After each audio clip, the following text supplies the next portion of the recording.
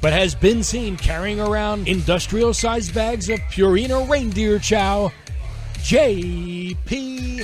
Shadrick. It's that week, in fact, and welcome in. It's Jaguars Happy Hour, and the first hour of Jaguars Happy Hour presented by Jet Home Loans on this Monday, December 18th. J.P. Shadrick coming up, Tony Boselli, Pete Prisco. We're at the Hyundai Studios at the Miller Electric Center, recapping Ravens 23, Jaguars 7. Trevor Lawrence and the offense's performance in the game, and now the health of the quarterback after the game in concussion protocol, all that coming up. The AFC South is a race to the finish. All three teams at the top are 8-6. The Jaguars have the tiebreakers currently over the Texans and Colts. We'll get to that and the remaining schedules coming up. We'll keep it real. We usually do anyway, but I'm sure tonight it might get turned up a notch. Fanatics fan questions in the second hour. We're on 1010XL AM, Jaguars.com, Jaguars YouTube, J.P. Shadrick, Tony Boselli here in Jacksonville, Pete Prisco down in South Florida, and missed opportunities, 0 for 3 in the red zone, 2 lost fumbles, 2 missed field goals, pre-snap penalties. And that was just in the first half, Pete.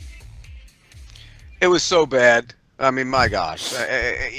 That's a game, at least you're in it. The field goal, okay, he's supposed to be a good kicker. You make your damn field goals. We know that. You guys know how I feel about kickers. Make your damn kicks. It's your only damn job in the game. Go make your kicks. You stand out there all day during practice. You lollygag around, make your kicks. But the end of the half, I mean, that's QB coach 101, and they botched it. That was so disappointing. You have to be able to look. I know they say they go run a play, spike the ball there. You get 2 shots into the end zone, and then you kick your field goal. If you don't spike the ball and you go make that play, you can't allow the guy to get tackled in bounds. Look at that. That was 30 seconds, or what was it, 25 seconds when he landed. Yeah, that's right, 24. It's ridiculous. It was just.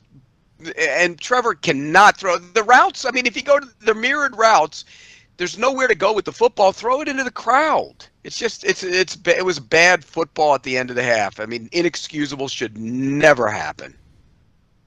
Good afternoon, Tony. Yeah, I'm exhausted. I was thinking about the show today. Really? Yeah, because I'm not in a good mindset. Because you normally don't think about it. You just I just show up. Go, it's a mistake, and it's usually really good. It's a mistake. But now you've thought about this, which today. is a mistake, because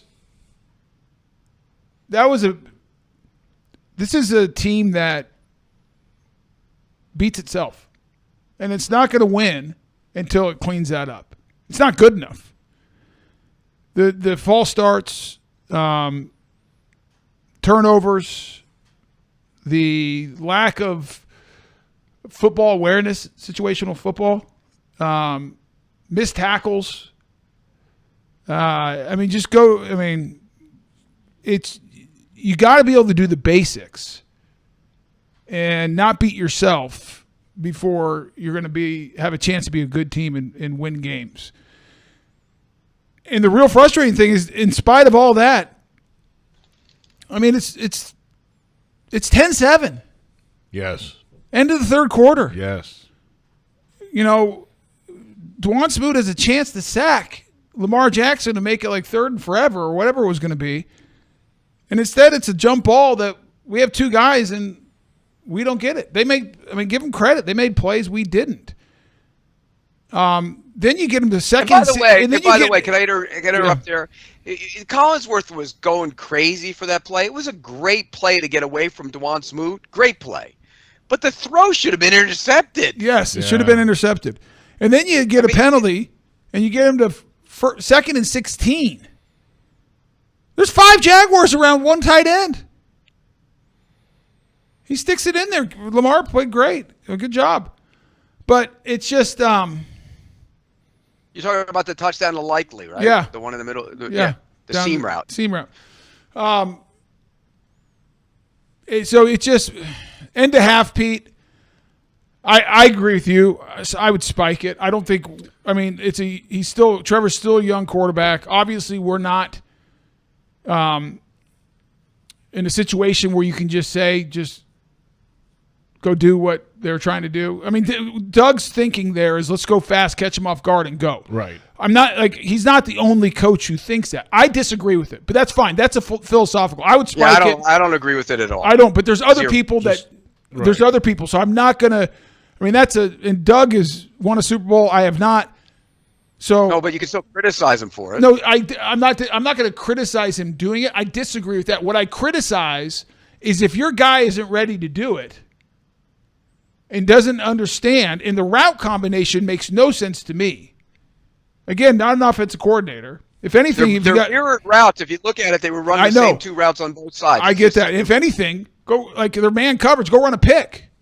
If you want it, because you see all the time in that formation, the outside guy runs up, makes the corner bubble over the top, and you try to hit that in the flat, and he turns the corner into the end zone. Yeah, but if you hit that in the flat, there's always a chance he's getting tackled in bounds. Pete, my point is I wouldn't call it no matter what, but if you're going to do it, do that. Right.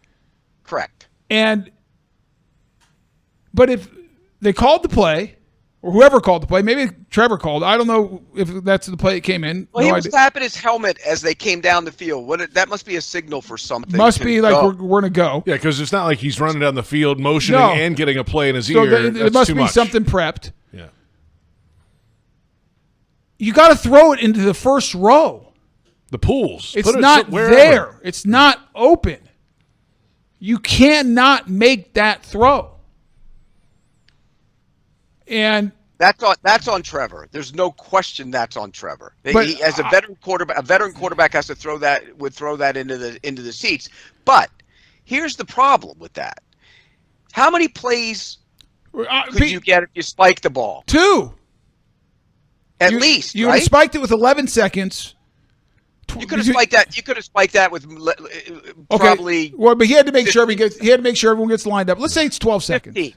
Okay, 12. 12. You would have had 2 shots at the end zone. 2 shots at the end zone. Each play is going to take 4 seconds, 5x. And then you kick your field goal. Then you kick a field goal if you don't get it. So that part of it is on the coaching staff. The second part of it is on Trevor. Right, and I'm not going to. I would never debate. I think you guys know this. Whatever I say here, I'd say right to the person. And I wouldn't debate Doug on this point because his experience and the way he wants to play. Yes, you would. No, my point is I would say I disagree. I would do this, but you're the head coach. But you can debate it, Tony. But Pete, my point is they have a philosophy, and a lot of coaches have the philosophy. And just because I disagree with it, it's not one's right and one's wrong. That philosophy is not wrong. You could score from either philosophy. That's my point. Yeah. But you better, if you're going to go, score from either philosophy. If you're going to go down the route that Doug is going to go down, and he's decided, which is fine, he's the head coach, you better make sure your quarterback understands. If it's not there, you throw it into the. If he's not walking into the end zone, throw it in the first row. And I'll go back to 2 years. Pete, I'll go back to 2 years ago. I think it was 2 years ago. Chiefs, Bengals. Mm-hmm. The Chiefs are dominating AFC title game, dominating the first half. Bengals are on the ropes. They have a chance to go make it a 3-score game. It's 1st and goal with no timeouts and like 5 seconds. And they're going to run it from the 2-yard line and try to get in. You know what they did? They ran a similar play to the flat to Tyreek Hill. He got tackled on the 1. And I said on the air, I'm like, you cannot call that play and throw that play unless Tyreek Hill's by himself in the flat. You can't risk. You kick the field goal, or if you want to do a quick hit or you try to throw it in the end zone, if it's not there, then you kick the field goal. They had less time. They had like 4 or 5 seconds. I feel no different now. That's not, you can't beat yourself. You're not good enough. I'll go back even further. It's 3-0. 3-0. We are down 1st and 10, I want to say from the 12-yard line. Or maybe it was the 10, it was 12-yard line, I believe. First down, handed to Travis. Anton Harrison gets overwhelmed by Urban. 2-yard loss. Okay, 2nd and 12. Fine. Whatever. Right. False start on Evan Ingram. Okay, great. This is going great. We're going backwards. But it's 3-0. Now it's 2nd and 17. Okay? Trevor draws back, throws a beautiful ball. The Parker Washington would have made it about 3rd and 4 or 5. And that 3rd and mid. It goes right through Parker's hands, like he's never caught the football in his life before. Uncontested. And then now it's 3rd and 17. Nothing's there. Trevor runs around. There's 3 or 4 Ravens sitting there. I still don't know what he was trying to accomplish. Yeah. And nobody was open. No, I'm not faulting him for not throwing it. There's no one open, but I'm just, like, what are you trying to accomplish? The play's over. 3rd and 17. You're going to get hammered. The only things that can happen at this point are bad things. It's right here. Right. He's running around. Look at. There's 3 Ravens surrounding him. You know what he was thinking? What's he thinking? He wanted to get more yards because he wanted McManus to miss another field goal. It was a chip shot, Pete. I'm kidding. I was watching. Just slide. Just slide. Get down. It just slipped out of his hand. I set that aside. I think he is trying to get down, Tony, and he's trying. No, he's not, Pete. No, he's not. No, I'm watching it right. He's not. You're right. Get down. If they kick the field goal there, it's 3-3. 3-2-3. Yeah, that's I just go through this. Like the 50-yarder McManus misses, it bounces off. I think the wind probably pushed it a little bit. Sure. Okay, that happens. The second one, the same way. It was way. a 57-yarder, the second one. The second one he yanked. He yanked. Or 55, sorry. 55, second one. Okay, a lot of guys are going to miss that field goal. Okay, whatever. I mean, Harbaugh passed on a 56 with the greatest kicker in the history of the game. That's right. It was windy. It was cold. Okay, I get it. Those things happen. But what can happen is not having good situational football, and you cannot, when there's plays to be made, not make them, and you can't fumble the ball. You just can't. You cannot have a disregard for the football. And this team on offense has a disregard for the football. And callous disregard. And I'm not saying they go into the game, but it's a trend. It's where it's going. With all that said, I've had enough today too of I am in January. I might start today. Really? I think I'm getting off social media and stop listening to sports talk radio. Well, that's probably a good idea. I'm going to do both. We work at sports talk radio. And I'm going to get off all my text threads with all my idiot friends. You're just going out in the. I think I'm going old school dark. Because the idiot friends are probably right. And you don't want to admit it. Oh, they're right. Trevor's a bust. You're defending Doug not spiking the football. Okay, let me ask you. Let me say, we're like this is what I've seen on social media. I've seen one local media number. I'm not going to bring up his name. What does the name begin with? Bring up that Gardner Minshew beat the Ravens earlier in the year in Baltimore. What does that have to do with anything? Are you saying you'd rather have Gardner Minshew than Trevor Lawrence? I need you to name names. Is that what you're saying? Trevor's a bust. Trevor's no good. I'm starting to rethink Trevor. That's absurd. It's absurd. Trevor played terrible yesterday. Yeah. He had a bad game. You know what? He didn't play terrible. Pete, he missed a bunch of stuff early. He was high. Yeah, it wasn't. He was behind on guys. I have high expectations for Trevor. I don't think he had a good football game. I don't think the situational awareness.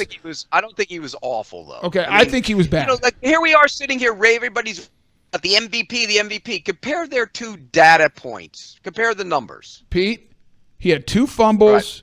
He had bad situation awareness, and he was inaccurate. I'm just telling you this. It was great. I'm not saying it was great. With that said, I will go to war with Trevor Lawrence as my quarterback. And anyone. Well, you might be going to war without him this week. I know that. If anyone, I am are you kidding me? Your takeaway from this team and this season so far is that Trevor Lawrence can't play, and you want to bring up Gardner Minshew? I need you to name names. Who said that? That's stupidity. Yeah, throw the name out. Throw the name out. Name a name. I'm not naming names. Tony, name the name. No, I did this. I said this a couple years ago, and I killed my poor friend Hayes Carline on this show. You named his name, and I love Hayes, and I just won't do that again. It's not Hayes, is it? It is not Hayes. Okay. I like the person who did it. One thing real quick. Can you do one thing real quick? Show me the play where, if we can see it, where he tried to hit the out-of-bounds play at the end of the half. I just want to see how much time was left when he fell out of bounds. Was there 10 seconds left? When who fell out of bounds? When the tackle was made? When he got tackled out of bounds. Yeah, when the tackle's made. I think there was probably 6 or 7. 6. So he definitely, if he spikes it, he definitally has 2 more plays. They got to the line at 15. 3 more plays. Yeah, he has 3 more plays. At least 2. Okay, so situationally, He gets tackled at 8 seconds. Doug Peterson blew that. Okay, there's no sugarcoating it. Doug Peterson's the head coach. He's ultimately responsible for the situation. He blew it. Then Trevor blew it by throwing it to a guy who's not getting out of bounds, who's not in the end zone. So they both blew it. That's 3 points off the board, maybe 7, because of their situational football. And I get, Tony, your theory on coaches like to go fast. Maybe you get them. But you also have to look at it from this standpoint. What gives me the best chance to get the most plays? Pete, he obviously felt like that did. I agree with you. I really don't want to debate this with you because I agree with you. I would have spiked it. My only point of all I'm bringing up, and I'm not trying to protect Doug. I would have no problem having this conversation with Doug. That's why I'm saying it on the air. I don't say anything on the air that I wouldn't say to the individual. My point is, it'd be pointless to debate because his philosophy is to go fast. And just because I disagree with somebody, I'm like, okay, I see your perspective. I would do it differently. Doesn't make one right or the other one wrong. Well, his philosophy is also to go for it in certain situations, and the majority of the time he's been wrong in them. Pete, he's been right a lot, and he's won a Super Bowl. And I'm not saying that gives you. I'm not saying that gives you a. I'm not saying it, but that doesn't mean situationally everything he does is right. I'm not saying that, and we point out a lot of stuff you and I disagree with, and sometimes I don't think it's a matter of opinion. In this one, I actually think, even though I agree 1,000% with you, Pete, I would have spiked it. I don't think it's like a black and white issue. I think like both philosophies have worked in the past. Correct. What did you guys used to do back in the day in that situation? That's a great question, Pete. I'm 95% sure we would have spiked it there, but yeah. I know we would have spiked it because we never worked on we didn't have a play in to go to. Yeah, you would have spiked it. I think I remember you guys actually did spike it a bunch. And that's what I would do. I mean, it gives you more, it calms it down. It gives you more. What happens if here's my philosophy on that. If you're trying to get lined up and somebody isn't set, it's a 10-second runoff and you're done anyways. That's right. So always spike it. You always spike it. So just to be clear, Pete, you would have spiked it? I'm kidding, of course. We're back in a moment. We've got plenty more on the offense yesterday. The defense, overall, played well enough to keep them close in the game. We'll get to that a little bit later. Of course, the second hour, keeping it real, and Fanatics fan questions. Jags fans want customized Jags furniture for your home? Check out zipchair.com and browse all customizable options. ZipChair, furniture for fans. We've got an hour and 20 minutes left on the show. We're going to get a name out of you, Tony, before this night is over. He's not going to say it, he says. We'll see. We'll see how that goes. This is Jaguars Happy Hour, presented by Jet Home Loans.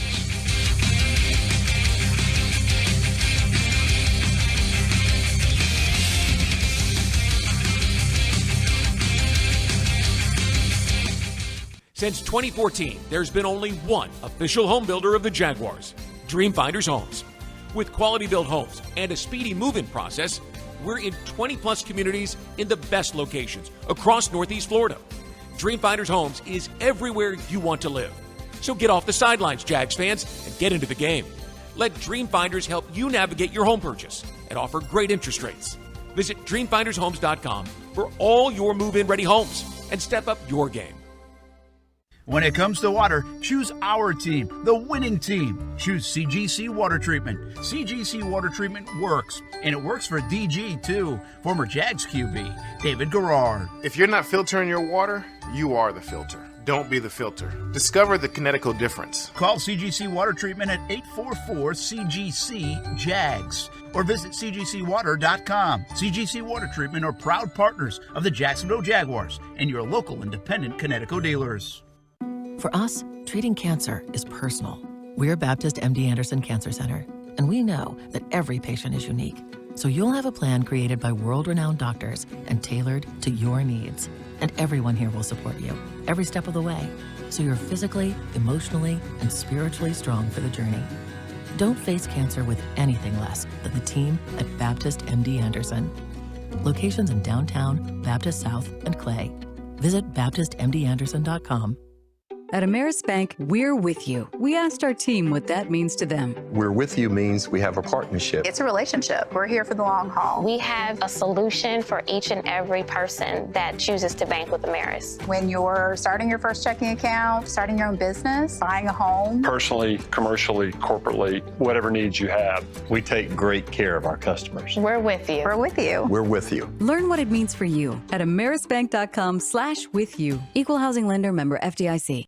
Reconnect with the best version of you at Amara Med Spa, Northeast Florida's premier luxury medical spa, located in Ponte Vedra, Town Center, Avondale, St. Augustine, and Fernandina.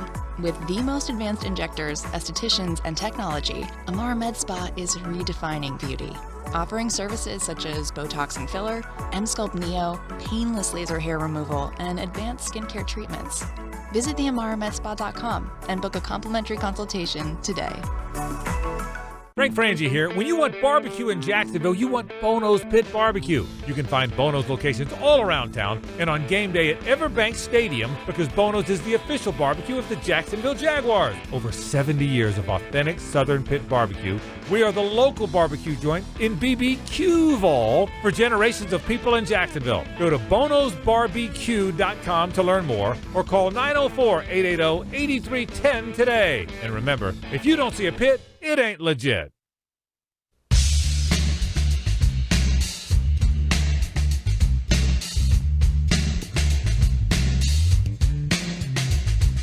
Control what you can control, right? And that's just what we have to do. And it's not a situation where I think one of the reporters last night asked me, are you gripping the bat too tight? We can't do that. We can't begin to panic, begin to press. We got to continue to play, practice hard, and make a conscious effort to correct the things we can. That's head coach Doug Peterson today in his day after press conference after the Jaguars lost to the Ravens 23-7. It's Jaguars Happy Hour presented by Jet Home Loans on 1010XL AM, Jaguars.com, Jaguars YouTube, J.P. Shadrick, Tony Boselli here in Jacksonville at the Miller Electric Center in the Hyundai Studios. Pete Prisco with us down in South Florida. And, obviously after the game, Trevor Lawrence self-reported the concussion symptoms and is now in the concussion protocol for the NFL.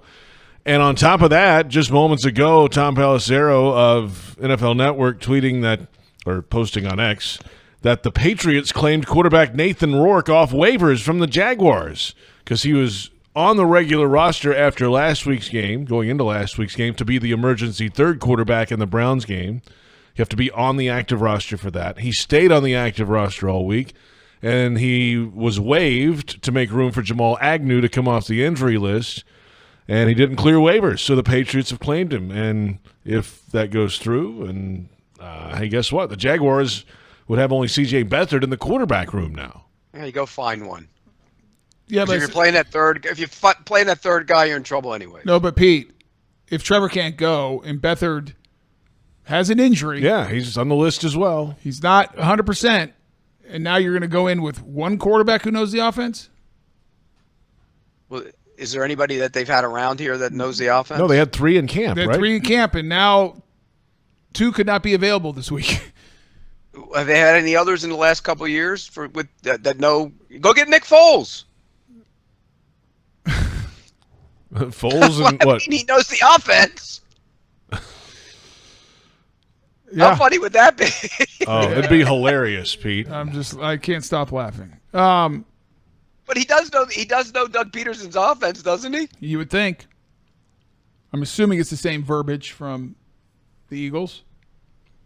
I don't know that for a fact, but I'm assuming. That's where the state of affairs are right now. This we'll get to the defense in just a little bit. But the wide receiver room obviously was banged up going into the game. Christian Kirk still on the injury list for another couple weeks at least. Zay Jones comes out of the game with a hamstring injury. That didn't sound positive today from the head coach No, either. come on, no. Hammy. So, at least for this week. So, all right. Where are they at wide receiver? Right? Calvin Ridley's performance was 12 targets, 5 catches in the game. Should have had a touchdown in the back of the end zone. Yeah, Pete, what was your take on that? That was a touchdown. I thought it was too. I don't know why they didn't overturn that. The only thing I thought, and I said this in the air, is like if you do on the reverse view, were they arguing that his rear end was on his butt. His butt was on the white. That's the only thing I could say. Okay, it didn't look like it on replay though. I didn't think it was, but looking at it and the fact that they had called it incomplete on the field, was it too close for them to overturn it? That's the only thing. I thought it was a catch, but it would have been a great catch too, by the way, because I don't know how Trevor fit that in there. Yeah. And he got how tipped. did he fit it in there? Why is he going there? There's no room there. He wasn't open. No, he was not open. They're never open, by the way. Can I say that? Yesterday they were not. The Ravens have a good defense, good secondary, and there was not a lot of space. And then when they ran, they were doing when they were playing zone, Tony, they were running into the man again. There was not a lot of space, Pete. How do they get back to finding space in the passing game? I don't know. Hope there's busts like there was when Agnew had the long. The throw to Agnew, the touchdown. Trevor looks 10 times more comfortable when he half boots and sets his feet and fires across the other side of the field. He just does. They don't throw to the middle. Why don't they went to Farrell in the middle of the field and he threw a great ball in there and then they stopped going there. Yeah, I don't know, Pete, but I just know this: it's a beat up position group. It's a beat up team, frankly. So is everybody, Tony. No, I know that, but key guys, Pete. You know how injuries go in this league. Everyone's going to have them. You just got to hope it's not to your key guys. Okay, but the Ravens don't have their starting running back. They don't have Mark Andrews, who's the big focal point of their offense either. I mean, that's enormous. Pete, I'm not making excuses. I'm just saying this team. Yeah, I know. This year it seems like it's worse across the league, not just here, but Jacksonville's had their fair share at one position. This team is without their starting safety, their starting corner, their starting left tackle, their number one receiver. And, yeah. That's a fact. No, I get it, but okay, I can go to Cleveland. Cleveland's playing without their starting two offensive tackles, Nick Chubb, their starting quarterback, and they're down to their fourth quarterback, and they beat them last week. I mean, you can do that around the world. Pete, I'm not trying to say the Jaguars are in the worst situation of, my goodness. Are you just in a mood to argue with everything that is said today? I'm just pointing out facts. I get the facts. My point was not that they're more injured than anyone else. I'm saying they're missing key guys on a team that's not like uber deep with talent, with big-time players. Okay, Tony, but now that the receivers are banged up, don't you have to do different things to try and get guys open? Like what? Like what, Pete? Because I've watched them do a lot of things. They can't run the ball. It's hard to get guys open when you can't run the ball. So play action pass. Or did they abandon the run too early? Because they ran it early in the game. But then late, they did not. After the first quarter and a half, they did not. And part of the reason I think they did not get as many rushes, and maybe Preston needs to call more of it, I'm not saying he doesn't, is they were 3 for 13 on third down. It's hard to stay on the field and put drives together and run the ball when you're terrible on third down. If you're going to run the ball, Pete, if you're going to stick, hold on. To get in the rhythm. Hold on, Pete. If you're going to stick to the run, guess what you have to be able to do? You have to be able to convert 3rd and 3, 3rd and 4. And if you don't convert that, then you can't stick to it. And if you don't run, you don't get to 3rd and 3 because you're 3rd and 10. But let me ask you this. That play we just showed where Bigsby comes in and gets tackled from behind, didn't they just complete a pass down the field? They seemed like they were getting it. Like, go, don't go. Why did you go? You got to make your mind up. Go. A second ago you said, why'd they abandon the run? And now you're saying, why did they abandon the run? Throw it. You can run it when you're running it, and you can, but you don't have to. There's no book out there that says, oh, I just completed a 25-yard pass. Let me get Bigsby in the game, and we'll run it so we can have 2nd and 12 on the next play. No, there's no book on that. And by the way, you want me to get started on the pop-up bubble screens that they threw last night? Sure, why not? I think you just did. Well, I mean, how many? Do you know how many? There were 6 of them, I think. I didn't keep score. Go ahead. They're too horizontal. Tony's got his hand on his head. What's the matter, Tony? Yeah, his head hurts, I think. But you're giving me a headache, Pete. I'm not giving you a headache because you agree with me. That's I go back to what I've said all year. If you struggle to hold up and your quarterback, you can't run the ball consistently, and I'm not saying they didn't do some good things early, and I thought Travis looked better, more explosive. But when you can't do it consistently and you don't want to drop back 500 times and get your quarterback's head knocked off with the leading team in sacks on a beat-up offensive line, you had a left tackle that had one leg, and you could see it from the first snap. He couldn't sit down. You had a left guard who was playing on a bad knee, and you could tell he didn't have it. He played well, by the way. He sucked it up. But what else do you want them to do? So you can't just drop back, hold the ball, and take vertical shots all day. No, because you don't. Because guess where most of your down. Hold on. Guess where most of your downfield shots come off of a lot of times? Off the play action pass. Yeah. We're not running the ball. I understand that. And so guess what they do? They use the bubble screen as a run play. It's a run play. It's all it is.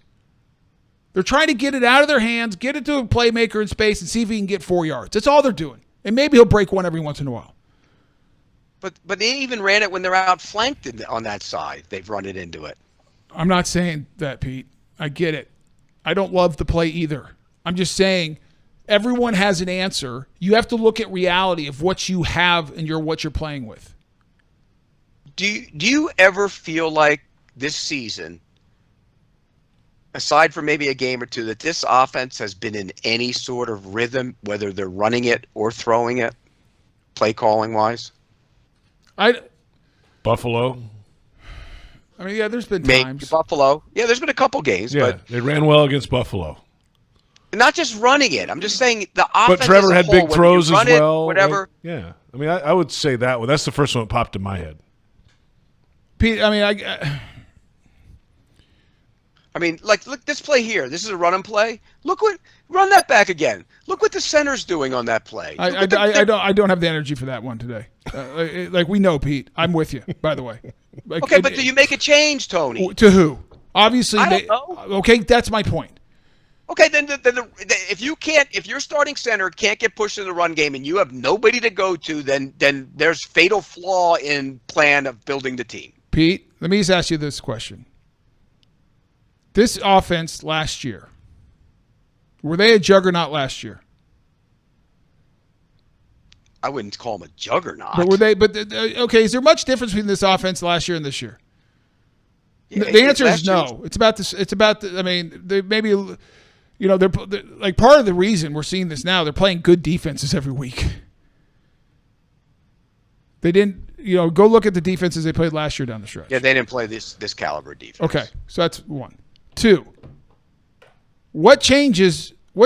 There's no change in personnel from last year's team to this team. It's the same exact team.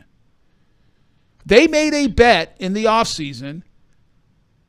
This is what the bet. I'm not this is Trent's decision. Trent and Doug made a bet that the same team they rolled out last year was going to get better. I would argue on defense they lost a key component, but forget that.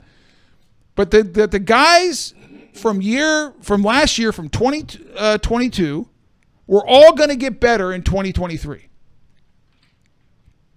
Because the only substantial change on this team is the addition of Calvin Ridley. That is it.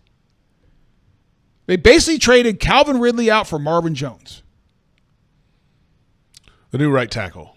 It's the same thing. They had Jawan Taylor, who was their best offensive lineman last year. They didn't sign him. They went and replaced him with another guy who's a right tackle. And he's not any Jawan Taylor this year compared to Jawan Taylor last year. Jawan Taylor was much better last year, and Harrison's not a significant drop off from Jawan Taylor. No, but so they made a bet, and the reality is this offense is no better, and the defense outside of Josh Allen isn't putting up any better numbers. the ball Darius away. Williams has played better. I mean, guys have played better. Yeah. Darius is like a few individual I'm guys. talking as a group. A few individuals as a have group. played well. I mean, I would agree with you. There's not like yeah. Well, I mean, you drafted a blocking tight end and a running back in 2 and 3, and they do nothing. There's part of your problem. Your blocking tight end has not been a big significant. Brenton Strange has not been a significant part of this offense. Been out for 3 weeks, and he's been out for 3 weeks. Tank and the running Bigsby back is non-existent. He's barely on the field. Barely on the field. So my point is saying that I'm not taking any shots at Trent or Doug. I'm just saying that's reality. That's the bet you made, and you're looking at a very similar kind of situation. Now, they don't, and I sent this tweet out last night, Tony, and you would know better than me because you were in there. They don't play tough. Pete, we've been saying this forever. I mean, not forever. This year, quite a bit. Seems like forever. It just seems like a long time. And we're not a physical team. We've been physical on defense at times. We were much better at the beginning of the year against run. And so they played tough. As of late, overall, I guess we did good against Cleveland, to be fair, stopping the run. But you don't line up and come into the stadium and watch the tape of our team and say, boy, they're physical. And Correct. I think a lot of that, and I'm a big believer, is that the offensive line sets the tone of physicality for a football team. And we're not a physical offensive line. We're just not. We are a position block. We're not powerful. We don't move people. But Tony, aside from Trent Williams in San Francisco, are they a physical Yes, offensive they come line? off the ball. They go downhill. They run inside, outside zone. Everything's all I know plastic. the offense. But the players themselves. Yes, it's not like it's how you play. It's not just it's the players and then how you play the game. They're a physical unit, and they have a physical D line. They're really physical on the defensive side of that. They're physical. It's a physical team. They beat you up when you play them. Like nobody says that about Jacksonville on either side of the ball. No, if you look at the Baltimore Ravens last night, they have big bodies. They're big. They're physical. Yep. Hey, we got to take a break. Okay. We'll come back. More on the physicality or lack thereof a little bit later. We'll come back to that because that seems like a prevailing theme all season. We got to get to that. We'll come back and get into the Jaguars' defensive performance last night, though, against Lamar Jackson and the Ravens offense. Second hour, we'll keep it real and the Fanatics fan questions. This is Jaguars Happy Hour presented by Jet Home Loans.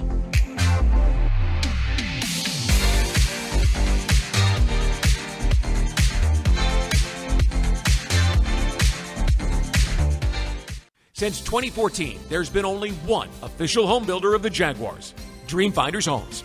With quality-built homes and a speedy move-in process, we're in 20-plus communities in the best locations across Northeast Florida.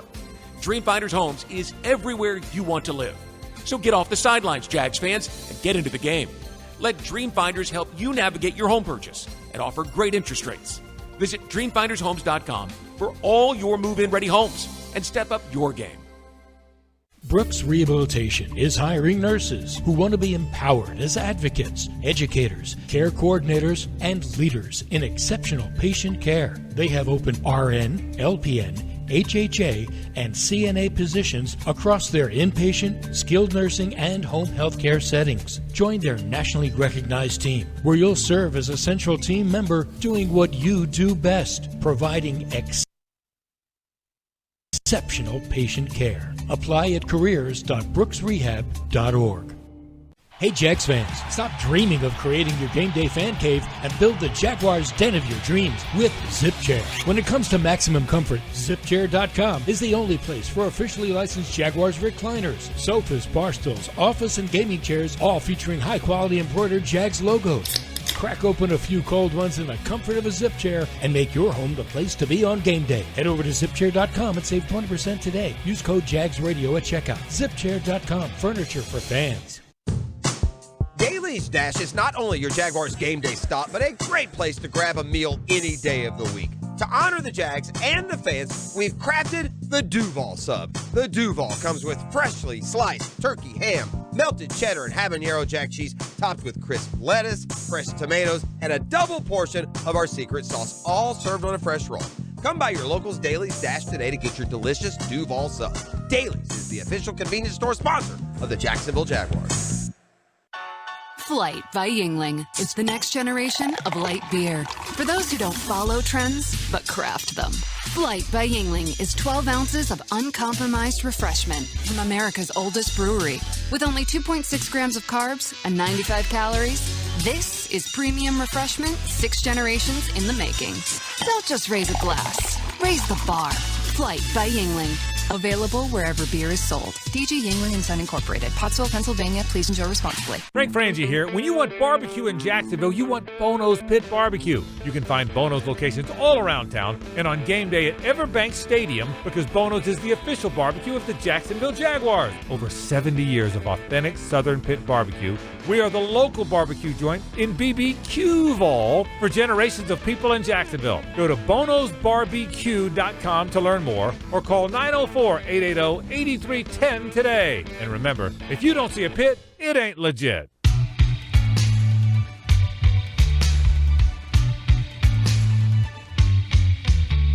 Beautiful part, there's a lot more season left. We fighters will find a way. Just know it's got to keep working to find these wins. Never easy. It's the NFL. Never easy. Every team is competitive. We're a competitive team too. So get back to what makes us successful. Put our best foot forward. We got to keep being positive in the locker room, and we got to work to win. We got to know that. It's Foye Oluokun, the Jaguars inside linebacker, and welcome back. It's Jaguars Happy Hour presented by Jet Home Loans. J.P. Shadrick, Tony Boselli in Jacksonville, Pete Prisco down in South Florida. And join us celebrating the best fans in the league Sunday, December 31st, New Year's Eve for the Fan Appreciation Game. The Jaguars entertain the Carolina Panthers. Go to jaguars.com/tickets or call 904-633-2000. Jaguars Happy Hour, 1010XL AM, Jaguars.com, Jaguars YouTube. And for a few moments here, let's get into this Jaguars defensive performance yesterday. I mean, overall, they allowed 23 points in the game. And 250-plus yards rushing. Yeah, a lot of that was late in the game, right? Okay, but the point is, when you have to get stops. They gave up 10 points in the first half. They kept the game close. There's no doubt. This is what happens. To your point, in fairness, I agree with you. From an individual unit perspective. For 3 quarters, they hung in there and were battling. And it was 10-0 and had chance. I mean, so yes. It didn't look like a 250-yard rushing performance. Tony, I know what you're talking about. Usually when a team's grinding on you, it didn't feel like that. Yeah, but that's what teams like the Ravens do, Pete. Yes, the rush. I agree. The rush game is not a situation where, you start off and it's like, we're just 5 yards a pop from the get-go. It's body blows. It's hitting you downhill. It's continuous. It's converting a third down. It's coming and going, and it's just. And then in the fourth quarter, the dam breaks, and that's what happened. The dam broke in the fourth quarter. But yes, so in fairness, JP, I think you're correct. I mean, they had 42 rushes. Now, 12 of those are Lamar Jackson. That's 30 rushes by their backs.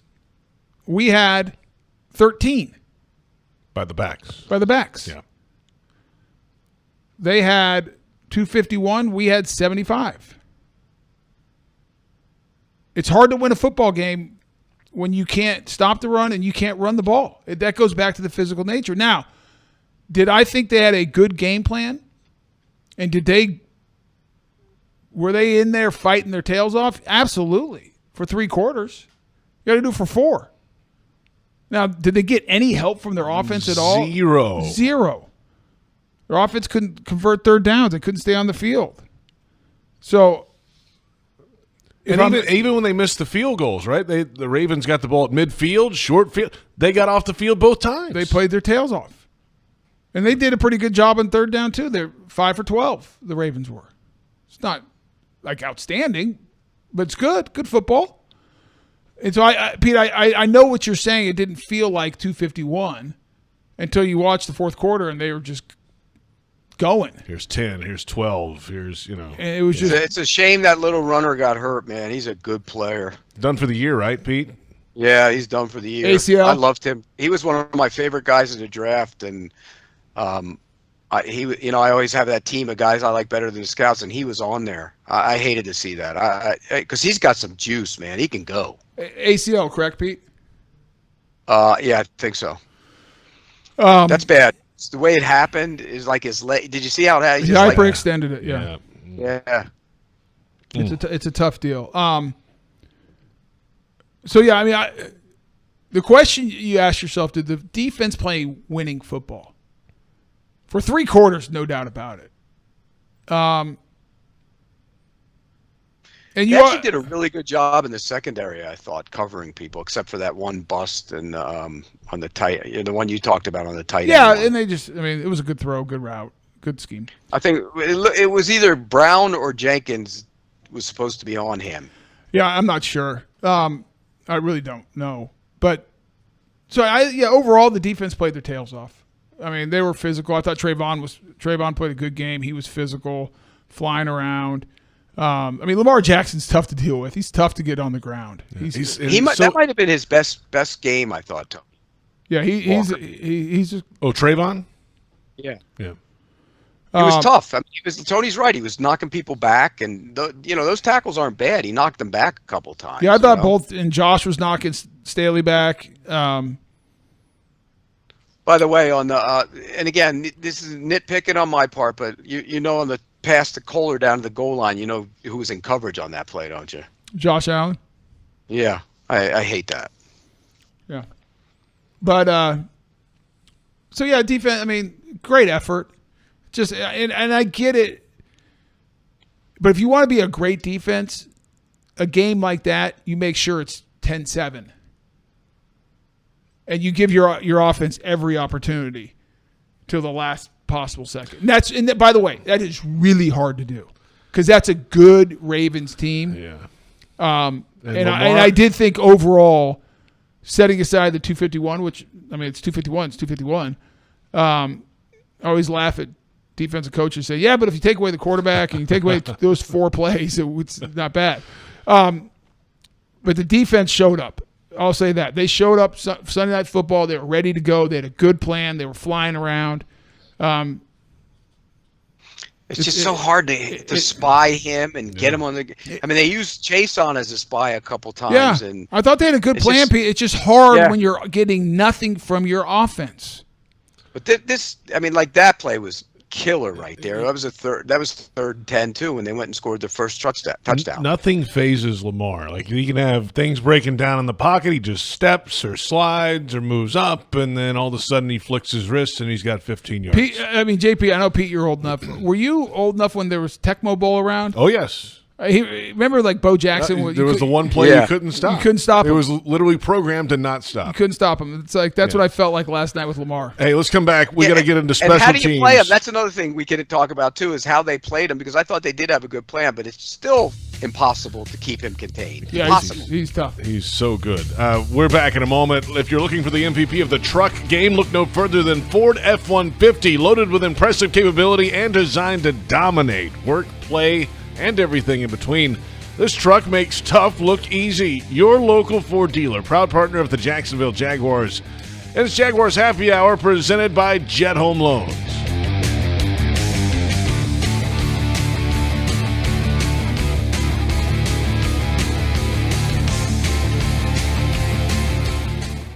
Since 2014, there's been only one official home builder of the Jaguars, Dreamfinders Homes.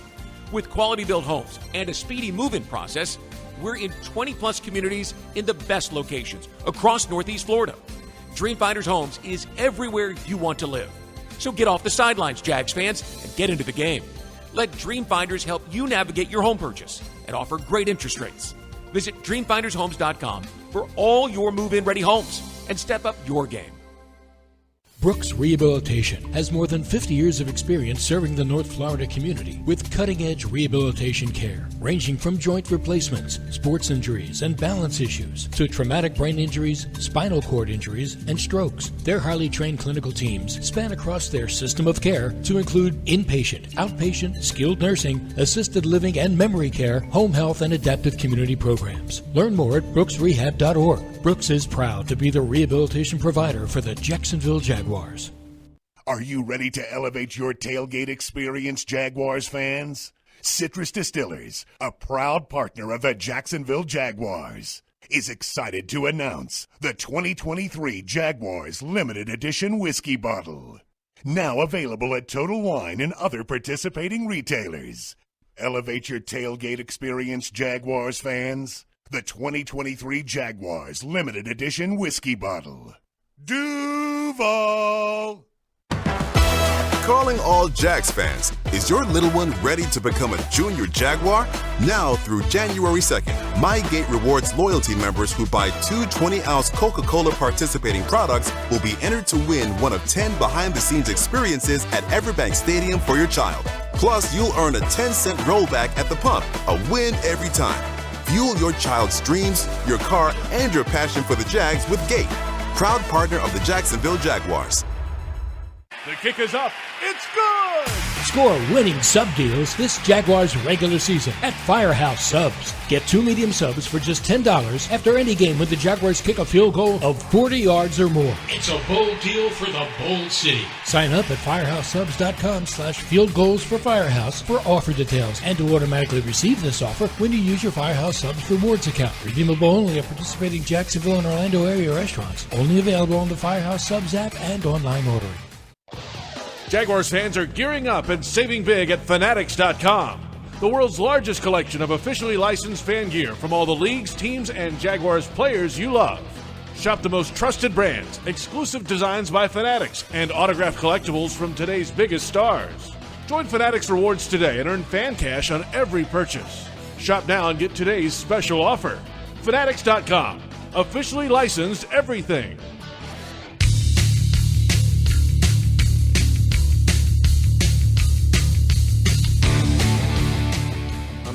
It's going to happen. It's hard to win in the NFL, especially this late in the season. You know, every team we just played is fighting for playoff spots. I mean, obviously Baltimore's in a little different situation, but I mean, it's hard to win this league, especially in November and December, because everybody's trying to get playoff position. That's just when we got to be a little bit more urgent and a little bit more consistent and just take care of the ball a little bit better.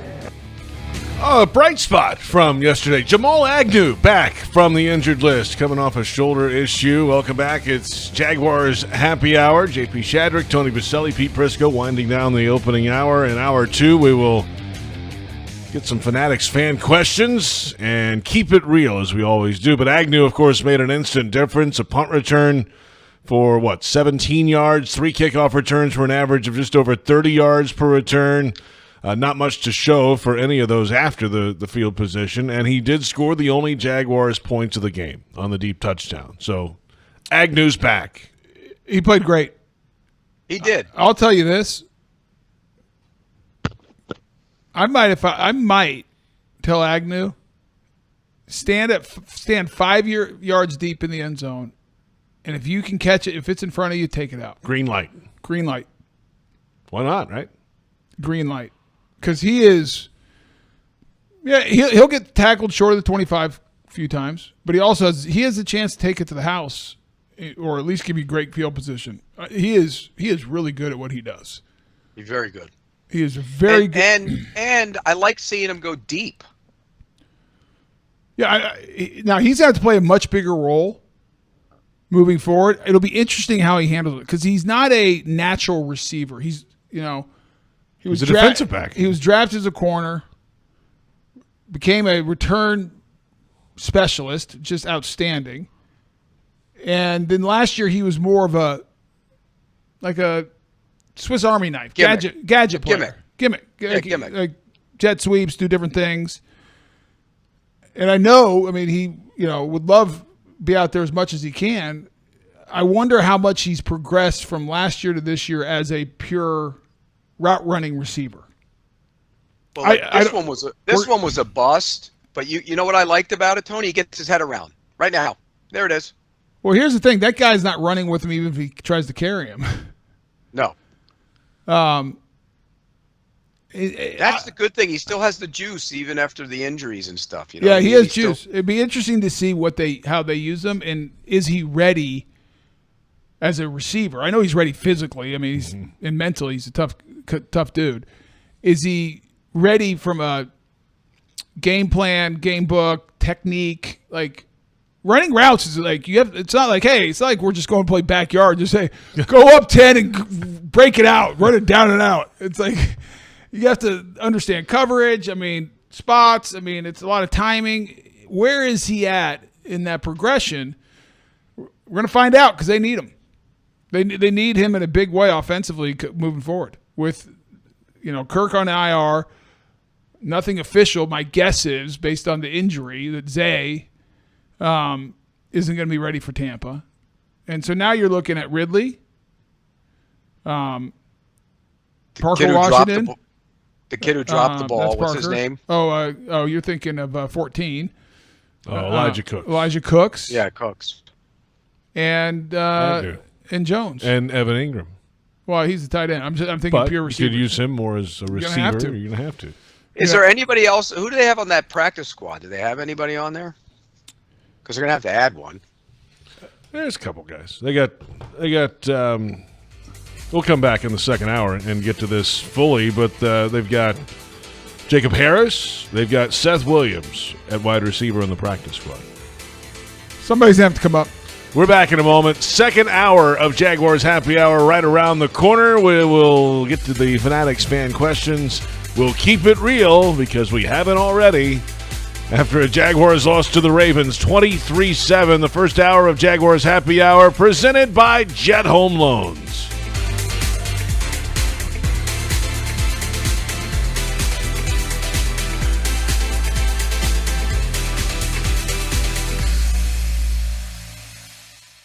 Since 2014, there's been only one official home builder of the Jaguars, Dreamfinders Homes.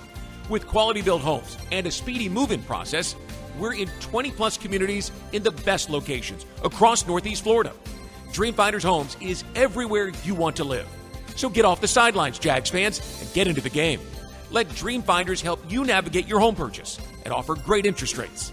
Visit DreamfindersHomes.com for all your move-in ready homes and step up your game. Are you ready to elevate your tailgate experience, Jaguars fans? Citrus Distillers, a proud partner of the Jacksonville Jaguars, is excited to announce the 2023 Jaguars Limited Edition Whiskey Bottle. Now available at Total Wine and other participating retailers. Elevate your tailgate experience, Jaguars fans. The 2023 Jaguars Limited Edition Whiskey Bottle. Duval! Tackle your marketing needs with Kessler Creative. Providing direct mail services for more than a decade, Kessler has a wide range of services from small mailers to large banners and signs. Draft Kessler as your first pick to receive the best targeted mail list. Elevate your business and be on the winning team with Kessler Creative. Kessler Creative, results-driven marketing and proud partner of your Jacksonville Jaguars. It's time for sunshine and summer showers, so it's more important than ever to make sure you call Crystal Clean for all your waterproofing needs. Waterproofing can extend the life of your building by keeping water outside where it belongs. And that Florida sun can beat up your business's paint job. Crystal Clean's painting services can bring your building back to life. From waterproofing to painting, schedule Crystal Clean today. Call 904-220-3337 or go to crystalclean.com. You don't have to worry when it's crystal clean. As the official supermarket of the Jacksonville Jaguars, Publix is helping fans gear up for game day with the limited-time Jaguar sub. Piled high with hot deli chicken tenders, boar's head bacon, cheddar cheese, coleslaw, and barbecue mayonnaise on a white sub roll. The Jaguar sub is an easy, delicious meal for any fan. Make it an ultimate game day by ordering the Jaguar sub online for in-store pickup. Publix, where shopping is a pleasure. Hello, I'm Dan Fields. If you're in the market for a full-size 8-passenger SUV, look no further than the Defender 130. And with the Defender 90, the 110, and this 130, there's luxury in the right size for everyone. Right, Sammy? Plus, when you buy or lease from Land Rover Jacksonville, you'll become a member of the Fields Amenities program with complimentary loaners, car washes, our cafe, and much more, all at no charge.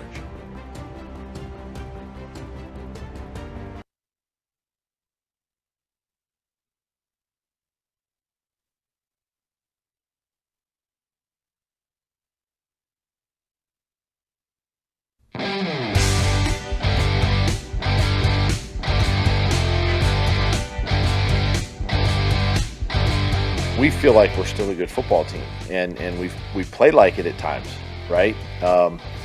It's just at times we don't look very good, and last night was offensively didn't look very good at times, but there were moments of you can kind of play with anybody.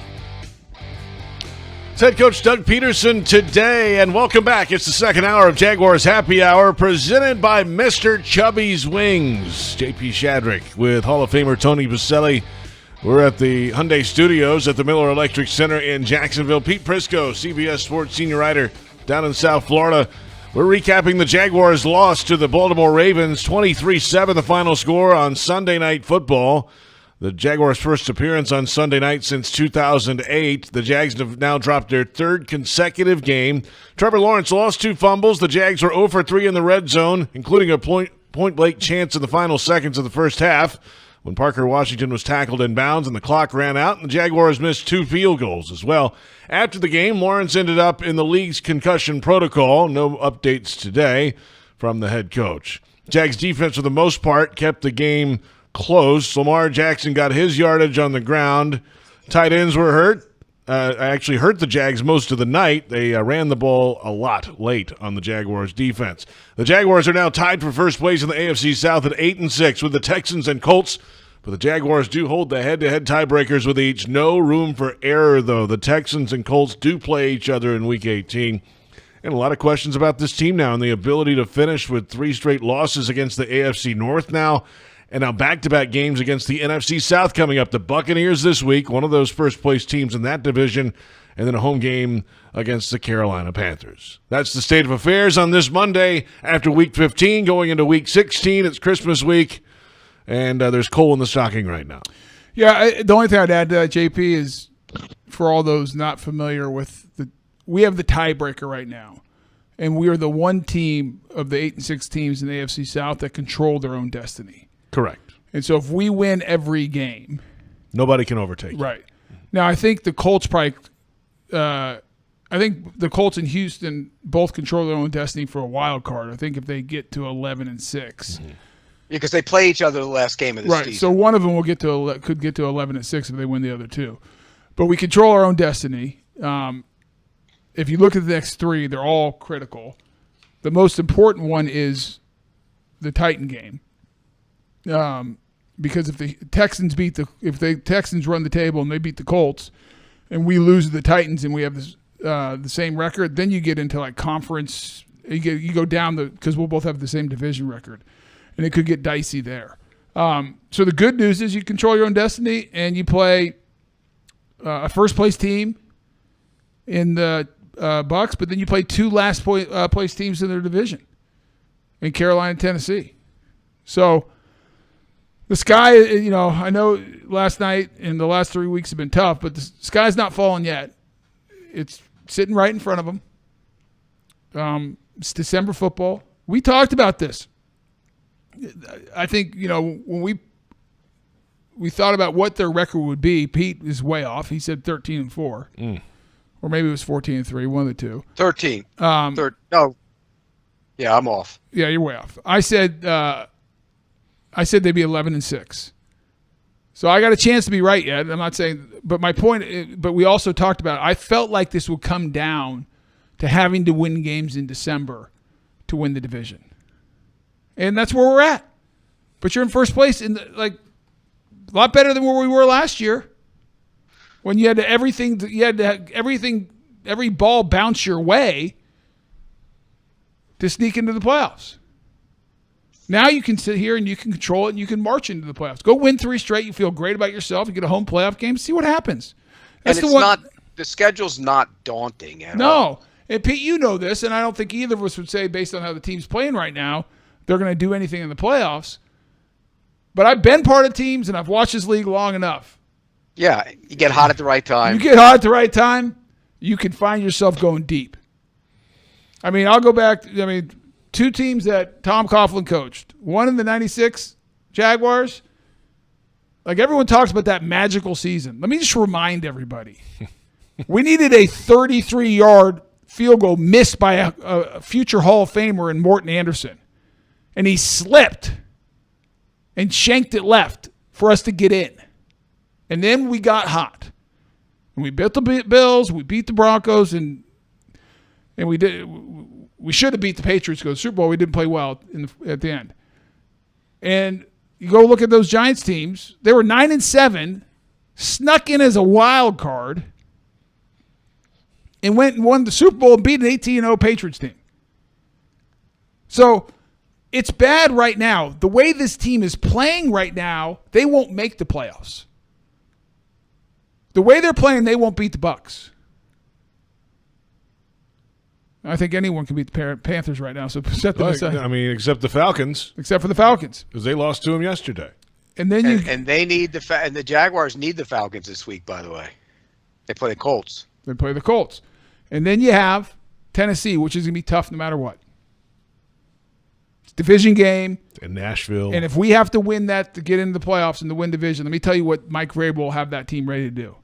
Whatever it takes not to do that. Now, are we a better team than them? Yes. Record proves that. But this team has to play better. So don't worry about, because Pete's right. It's like every one of these teams on the schedule, and Doug said it, we can play with anybody at times, and other times we look like we don't know which ends up. And so don't worry about the schedule. Don't worry about the Titans, the Colts or the Texans are doing. Because if you start playing better football, you'll get in, and then anything can happen. Anything. And think about this. If they got in and they won the division, they win the next 3 and they got in, they'd probably play Cleveland, who they could have easily beat on the road when they were up there. I mean, there's still nobody in the AFC. Look how bad we played last night. It was 10-3 late in the third. A jump against ball. The best team in the AFC. The best team. It was a jump ball. And we could not have played worse offensively in the first half. Nope. Missed field goals, fumble in the red zone, and just bad situation management at the end. So we say this all the time on this show. It's never as good as you think it is, and it's never as bad as you think it is. It was pretty darn bad in the first half. Yeah, but it's not as bad. Like, you go watch the tape, you're like, okay. It's like, it used to drive me crazy because Tom, and Pete, you probably remember this. Tom always, I remember as a rookie, he'd say, NFL game is decided by 5 to 7 plays a game.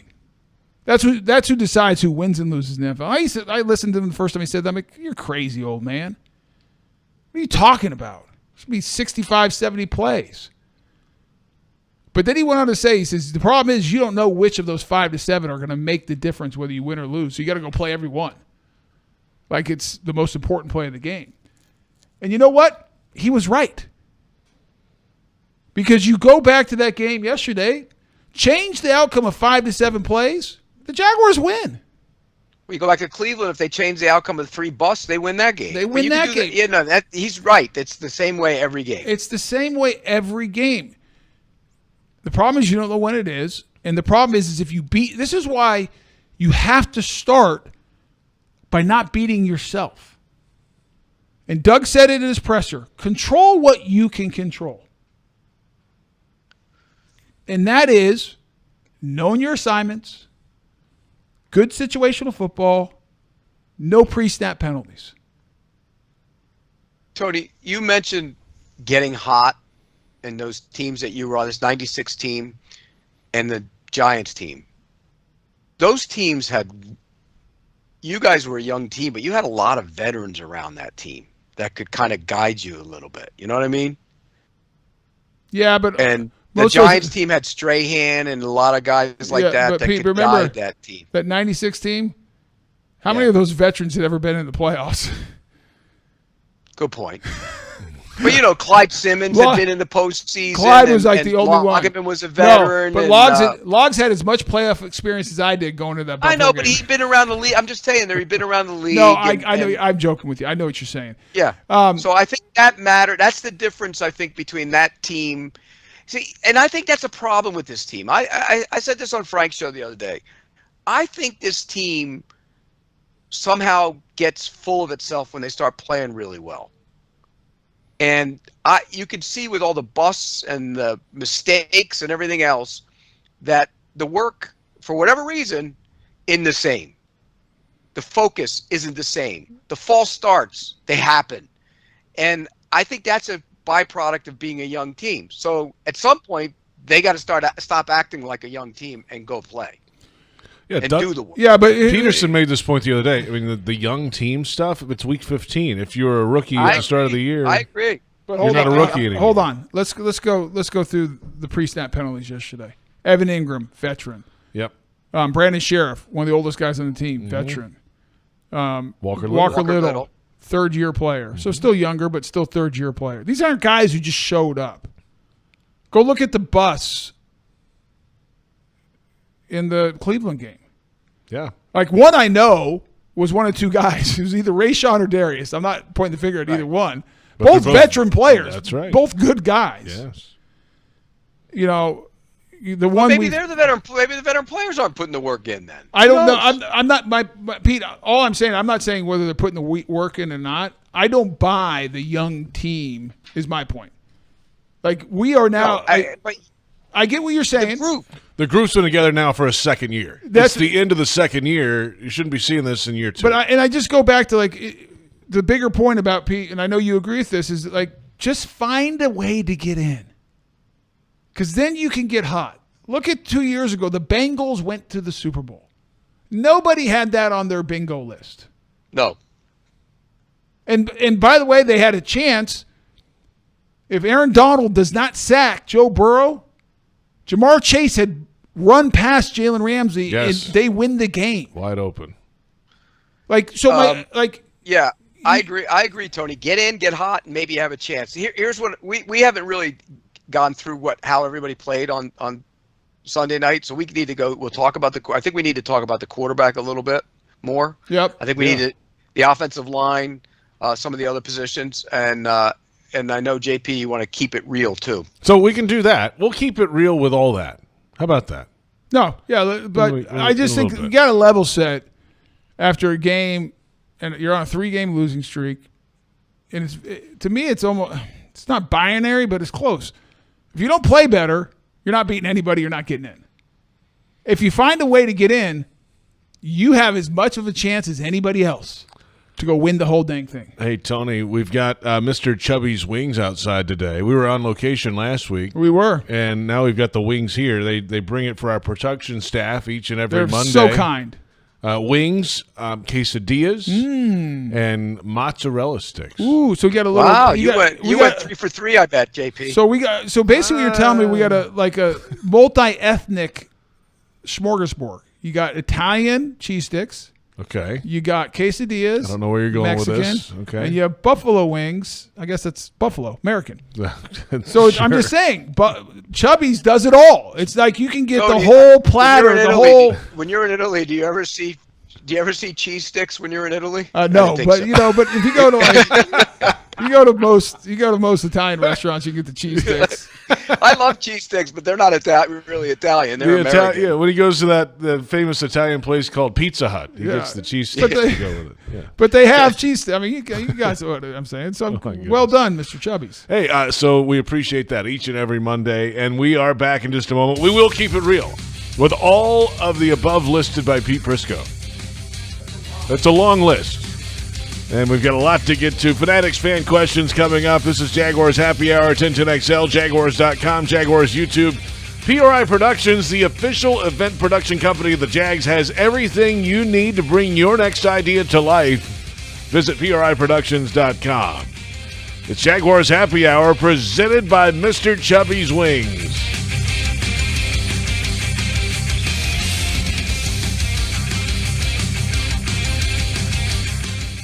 Mr. Chubby's Wings is a whole lot more than just wings. Craving the ultimate game day experience? Look no further. Swing by Mr. Chubby's and indulge in the biggest and best wings in town, all while soaking up the lively atmosphere with fellow sports fans. With plenty of game day specials and locations on the West Side, Fleming Island, Ponte Vedra Beach, and new this season, Everbank Stadium, they're here for all your game day needs. Mr. Chubby's Wings is a proud partner of the Jacksonville Jaguars. Mr. Chubby's Wings, before the game, after the game, and during the game. As the official supermarket of the Jacksonville Jaguars, Publix is helping fans gear up for game day with the limited-time Jaguar sub. Piled high with hot deli chicken tenders, boar's head bacon, cheddar cheese, coleslaw, and barbecue mayonnaise on a white sub roll. The Jaguar sub is an easy, delicious meal for any fan. Make it an ultimate game day by ordering the Jaguar sub online for in-store pickup. Publix, where shopping is a pleasure. Taylor Doll here for Renewal by Anderson. Upgrade your home with a winning combination of style and performance. For a limited time, get 20% off of every window, 20% off all patio doors, and 20% off of installation. Plus, no money down, no payments, and no interest for 18 months. Offer expires October 31st. Restrictions apply. Renewal by Anderson, proud to be the official window and door replacement partner of the Jacksonville Jaguars. Visit rbafla.com. License number CGC 1527613. It's time for the Make the Holidays Bright sales event at your local Ford dealer. Get special offers on our adventure-ready Ford SUVs or on our great selection of Ford trucks. Choose from a large inventory of Ford vehicles equipped with technology, space, and flexibility for any season. And let Ford make the holidays bright, bringing everyone together. Visit your local Ford dealer today during the Make the Holidays Bright sales event.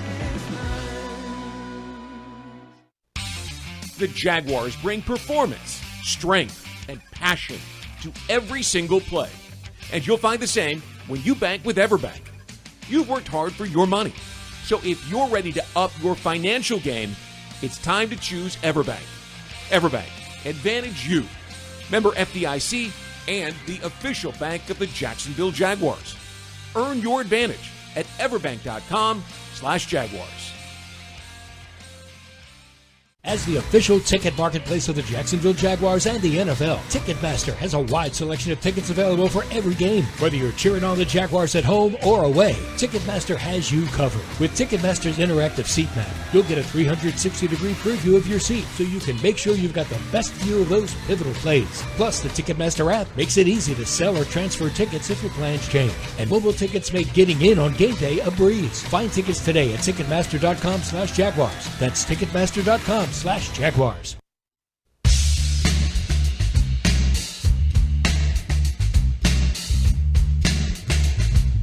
Not at liberty to speculate with head injury, so I can't say one way or the other. The scramble play, I think it was the last one that he got hit on potentially. It's hard to say, but continued to play, the rest of the game, and then he self-disclosed after the game to our docs and our trainers. That's head coach Doug Peterson today discussing Trevor Lawrence in the concussion protocol after the game and the loss to the Baltimore Ravens. And welcome back, Jaguars Happy Hour on a Monday. J.P. Shadrick, Tony Boselli, Pete Prisco, and time now for Keeping It Real, presented by Woodbridge by Robert Mondavi. Open up a winner today. Real Ingredients, award-winning wine by Robert Mondavi. And let's get to Pete's laundry list of things to discuss here. There's a lot, Pete, starting with the play of the quarterback before the concussion issue and the offense just as a whole right now. We touched on this, obviously, in the first hour, but now what with 3 to go? Yeah, I just think there's something off about his game. And I go back to early in the year when he was sped up a little bit. I think his mechanics have been sped up. He's been sped up. He's not setting his feet. He's leaning back sometimes when he throws. I'm not a quarterback, coach or anything, but look at there's no follow through to the target. It just, some of the mechanics seem to have waned, and these are passes he normally would hit. Now, this one we just showed to Ridley. Yeah. I think Ridley flattened that route out a little bit, and he thought he was going to the, to the corner a little bit more. So I think that was more of a this one here, that was more of a miscommunication or, not working on the same page. But the one to Zay Jones in the middle of the field, he has to hit that. And there was another one in the middle. I think to Ridley, he overshot him too. This one, I think he thought, since there was a guy inside, that Evans going to pivot and go back out, and there was definitely pressure coming at him. But all in all, like this one here, he's got to hit that. That's mechanics. He's falling back. Yeah. He's got to hit that. This one he's got to hit as well. The last one we saw was 2nd and 10 mid-4th quarter, and 7:50 to go or so. And so you're putting the Evan Ingram one on him on 3rd and 3? No, I'm not. I don't know who that was on. I just think he expected him to go out a little bit with the guy on the inside there. I'm not sure whose that's on. It's hard for me to get it until we know how they read that out. You know what I mean? I still think he threw it a little quick. Actually, I think he had an extra beat. I think he had a blitz coming at him. He did, but I thought he had an extra. I listen. There's not a bigger Trevor fan. I just didn't think he played well last night. I mean, I'll just make it as simple as I can. I don't think he was very accurate. I thought the end of the first half, whether you want to blame Doug or him, ultimately he's the quarterback. He's got to know better not to throw that ball. So I just hit a bad game. Happens. Unfortunate. So, all right. Tony, did you think he left some pockets that were actually okay, too, at times? I did. I thought he left a couple that were okay. Nothing jumped out at me, Pete. Like I don't think he was malicious in doing I'll give that. you one. And it wasn't awful or anything, but he made a play on it where he flicked the ball to ETN in the first quarter, I think it was, when he picked. Remember where he just flicked it ahead to him? The pocket was squeezing on him though, Pete. Yeah, he could have stepped up. I don't know. That was. Yeah, I just. Again, mechanically, he's not. He doesn't look like this. He's not driving the ball like he did. And that's not to say his arm isn't the same, because he's still got the big arm. I do think his arm was impacted on that one sideline throw after he got hit, though. Oh yeah, there was about 3 or 4, and you could see him shaking, trying to shake it out. I think he lost his hand. He had that. He got hit pretty hard on that one scramble in 4th quarter. I think it was like a little stinger down your arm, Tony. Yeah, because he one hopped 2 in a row that he couldn't even get there, and you could see him trying to get feeling in his arm, so he was not 100%. Can I say this about that quarterback too? That is a tough man, because I personally, and this is my belief, I think that concussion happened when he got his head slammed. I do too, Pete. I'm with you. I thought on the grounding call. Yes, on the grounding call in the 3rd quarter. I think that's what he got. Played the entire rest of the game. If you watch his head bounces off the turf right here. We're looking at I guess right there. Yeah, that was the one. I saw that happen. I was like, oof, that's not good. That's where it happened. And in fact, somebody should have buzzed down and got him on the sideline. Now, also on the play where he was kind of squeezing his hand and trying to shake his arm out, I mean, he got a forearm shiver from Roquan Smith on that play, too. Yeah, I mean, I'm not into saying, the head. There's no telling. I'm not saying it happened on this play. Yeah, you don't know. I think it did. You just don't know. Or maybe it built up as the Yeah, who knows? On, I mean, a concussion can happen on multiple hits. Yeah. But listen, you talk about the thing to watch most closely this week is that. It's all that matters. Yeah, it's big. It's real big. Is he technically in the concussion protocol? Yes. Now? Yes. Last night he went in. He self-reported himself. Last night. And the doctors and trainers said, yeah, you're in the protocol. So it's like a 5-step process to get back. Well, we know a guy can get back from having a concussion Sunday and play the following Sunday. Brock Purdy just did it, 2 weeks ago, Pete? 3 weeks ago? Yeah. It doesn't happen all the time, though, Tony. No. There's a chance he won't. I'm just saying. It's probably a better chance that he won't than he will. I disagree with that. You don't know? No, because every guy's different. Okay. Everyone's body heals differently. Everyone's body reacts differently. You don't know the severity of it. I mean, some guys get concussions and it's like a month. They just can't get over it. They get, can't, bright lights bother them, nauseous, all that stuff. Other guys get a concussion and they're rolling. I mean, I only had one. Back when Pete covered us They didn't really talk about concussions. They didn't talk about concussions like they do now. You would have never said that. Well, you didn't think about it. It wasn't like the only like I had headaches all the time after games and stuff.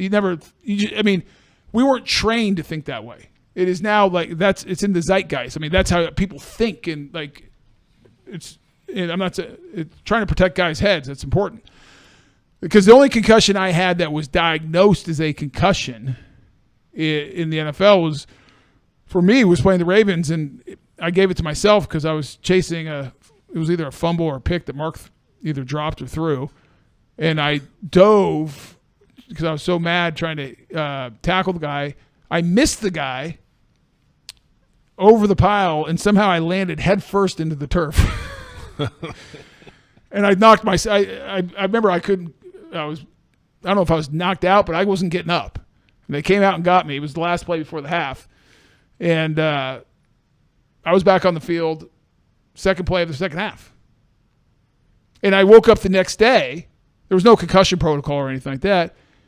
And I felt lousy the next day, but by Wednesday at practice, I was back practicing, I felt fine. Now, maybe if I knew what the symptoms were back then, I wasn't feeling fine, but I didn't. There was no impact that I had felt. So my point is, did you have stomach discomfort from your concussion?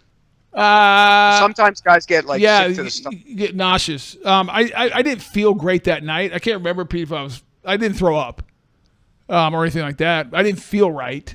I didn't feel right the next day. But by Wednesday, it was like no headache. I was like, okay, I'm fine. And I was back on the field. But you didn't have to go through a battery of tests. No, that's my point. I could have been messed up, and I had no idea. There was no testing back then.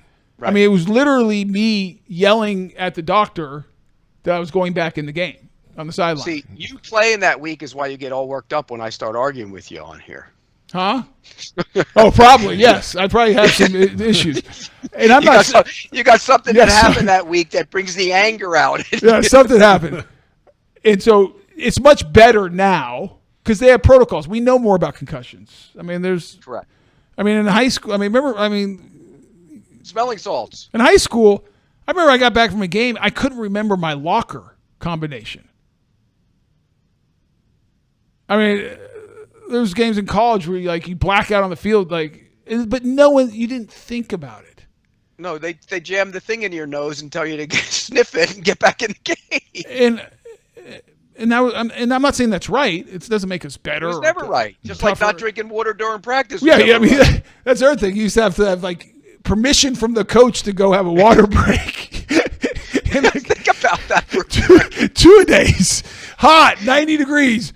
You're punished, or the punishment was. We had 3 in practice, 3 days in Florida heat, and the coach wouldn't let us have a water break. We had 1 break, so you know what we did, Tony? We filled up our helmet full of water and drank from the hole in the helmet on the way back. It's disgusting. And so that's a long story saying is some of this is out of Trevor's control because he's going to go through a battery of tests and protocols and to make sure he's okay, because you got to especially a guy like Trevor, because if there's any chance he's going to play. Just look at this year with the MCL, the high ankle. The guy is going to push himself to be out there. And when it comes to head injuries, this is where you need, and this is what the NFL's put this concussion protocol in place. You need the doctors and the trainers to protect the player from himself. And that's why he'll go through these tests. It's out of his hands, and we'll find out. Probably not till late this week because if it's a 5-step process. So I assume JP and Pete, maybe I don't know a lot about this. Today's day 1. Well, just doing simple math, day 5 is Friday. Correct. So you're probably not going to hear anything until Friday night or Saturday whether he's playing or not. That would be my guess. Pete, do you think he plays right now as we sit here on Monday? You think he plays? I do. I think he plays too. By the way, I have zero medical proof of that. I have not talked to Trevor. I haven't talked to anyone about his. And by the way, no one's going to say anything because I don't think they're allowed. Correct. So I have it's just my gut that says he'll be out there. I think he has I think his parents passed some special genes, healing genes or something. He just, I think he'll try to do everything he can to play. But if he can, he can't. And that's probably best for him. If the doctors and they're all just say he's not ready, then he shouldn't be out there. It's not calling worth it. calling Nick Foles, paging Nick Foles. Because you have to, when it comes to head injuries, you have to protect guys against themselves. Yeah, and that's why I think he self-reported himself, because obviously he felt symptoms and he did the right thing. He didn't feel right. Absolutely. Yeah. Because guys, like, listen, you see it all the time.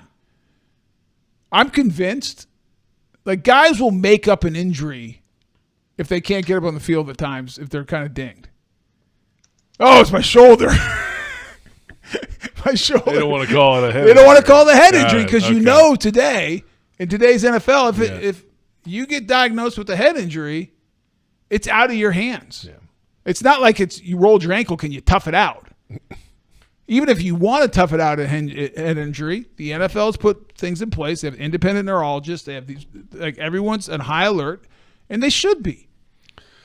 That was Keeping It Real, presented by Woodbridge by Robert Mondavi. Open up a winner today. Real Ingredients, award-winning wine by Robert Mondavi. And, Tony, you might not be a doctor. However, you did get the word zeitgeist into the show tonight. You like that, didn't you? I was impressed by that. Yes. That was impressive, Pete. Does Pete even know? Does Pete even know what Pete? Do you even know what zeitgeist means? No. Do you, JP? Yeah, I do. What is it? It's like a mood of an era. Yeah, it's like the era. It's Kinda. like what's going on. It's like what's kind of like the feeling of that right. time period. That's a loose way to describe it. What's the feeling of the time period? How'd you reference that? I didn't even hear it. The concussion The protocols. protocols. Are changed It's like now. it's like the the protocols zeitgeist. have Yeah, it's kind of like the changed zeitgeist. It's how it's how people operates. Kind of. That's impressive. Yeah, I must say. How we look at the concussions now compared to when. Yeah, it's just like it's a different feeling and culture of like Pete. It's like, here's a good example. Like when we were playing and you were covering this team, no one cared if you had a concussion or not. It's like, suck it up, get back out there. Yeah. And not because they were bad and we didn't think about it the right way. People viewed it differently, and now since the lawsuit from the NFLPA or the players against the NFL, the ruling, and now they have all these things, it forced everyone to take a hard look because of CTE and whatever at it, and now it's a much different feeling of how we view head injuries. I just wanted to compliment you Thank on your usage of the word. Thank you very much. It was well done. Just announced, the Turnpike Troubadours return to Daly's Place this April. This gritty, country-leaning roots rock band is a fan favorite and a can't miss. So tickets on sale now at dailysplace.com. Fanatics fan questions. When we return, we're recapping a Jaguars loss to the Ravens on Sunday Night Football. And this is Jaguars Happy Hour presented by Mr. Chubby's Wings.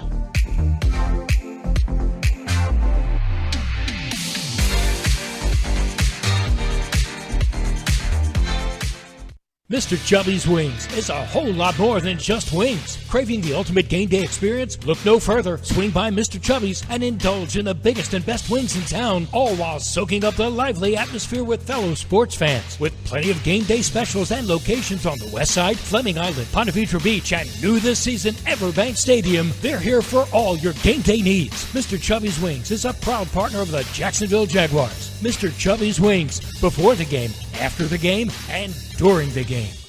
Reconnect with the best version of you at Amara Med Spa, Northeast Florida's premier luxury medical spa, located in Ponte Vedra, Town Center, Avondale, St. Augustine, and Fernandina. With the most advanced injectors, estheticians, and technology, Amara Med Spa is redefining beauty, offering services such as Botox and filler, M-Sculpt Neo, painless laser hair removal, and advanced skincare treatments. Visit theamaramedspa.com and book a complimentary consultation today. Calling all Jags fans. Is your little one ready to become a junior Jaguar? Now through January 2nd, MyGate rewards loyalty members who buy 2 20-ounce Coca-Cola participating products will be entered to win one of 10 behind-the-scenes experiences at Everbank Stadium for your child. Plus, you'll earn a 10-cent rollback at the pump, a win every time. Fuel your child's dreams, your car, and your passion for the Jags with Gate, proud partner of the Jacksonville Jaguars. It's time for the Make the Holidays Bright sales event at your local Ford dealer. Get special offers on our adventure-ready Ford SUVs or on our great selection of Ford trucks. Choose from a large inventory of Ford vehicles equipped with technology, space, and flexibility for any season. And let Ford make the holidays bright, bringing everyone together. Visit your local Ford dealer today during the Make the Holidays Bright sales event. As the official ticket marketplace of the Jacksonville Jaguars and the NFL, Ticketmaster has a wide selection of tickets available for every game. Whether you're cheering on the Jaguars at home or away, Ticketmaster has you covered. With Ticketmaster's interactive seat map, you'll get a 360-degree preview of your seat so you can make sure you've got the best view of those pivotal plays. Plus, the Ticketmaster app makes it easy to sell or transfer tickets if your plans change. And mobile tickets make getting in on game day a breeze. Find tickets today at Ticketmaster.com/Jaguars. That's Ticketmaster.com/Jaguars. Are you ready to elevate your tailgate experience, Jaguars fans? Citrus Distillers, a proud partner of the Jacksonville Jaguars, is excited to announce the 2023 Jaguars Limited Edition Whiskey Bottle. Now available at Total Wine and other participating retailers. Elevate your tailgate experience, Jaguars fans. The 2023 Jaguars Limited Edition Whiskey Bottle. Duval.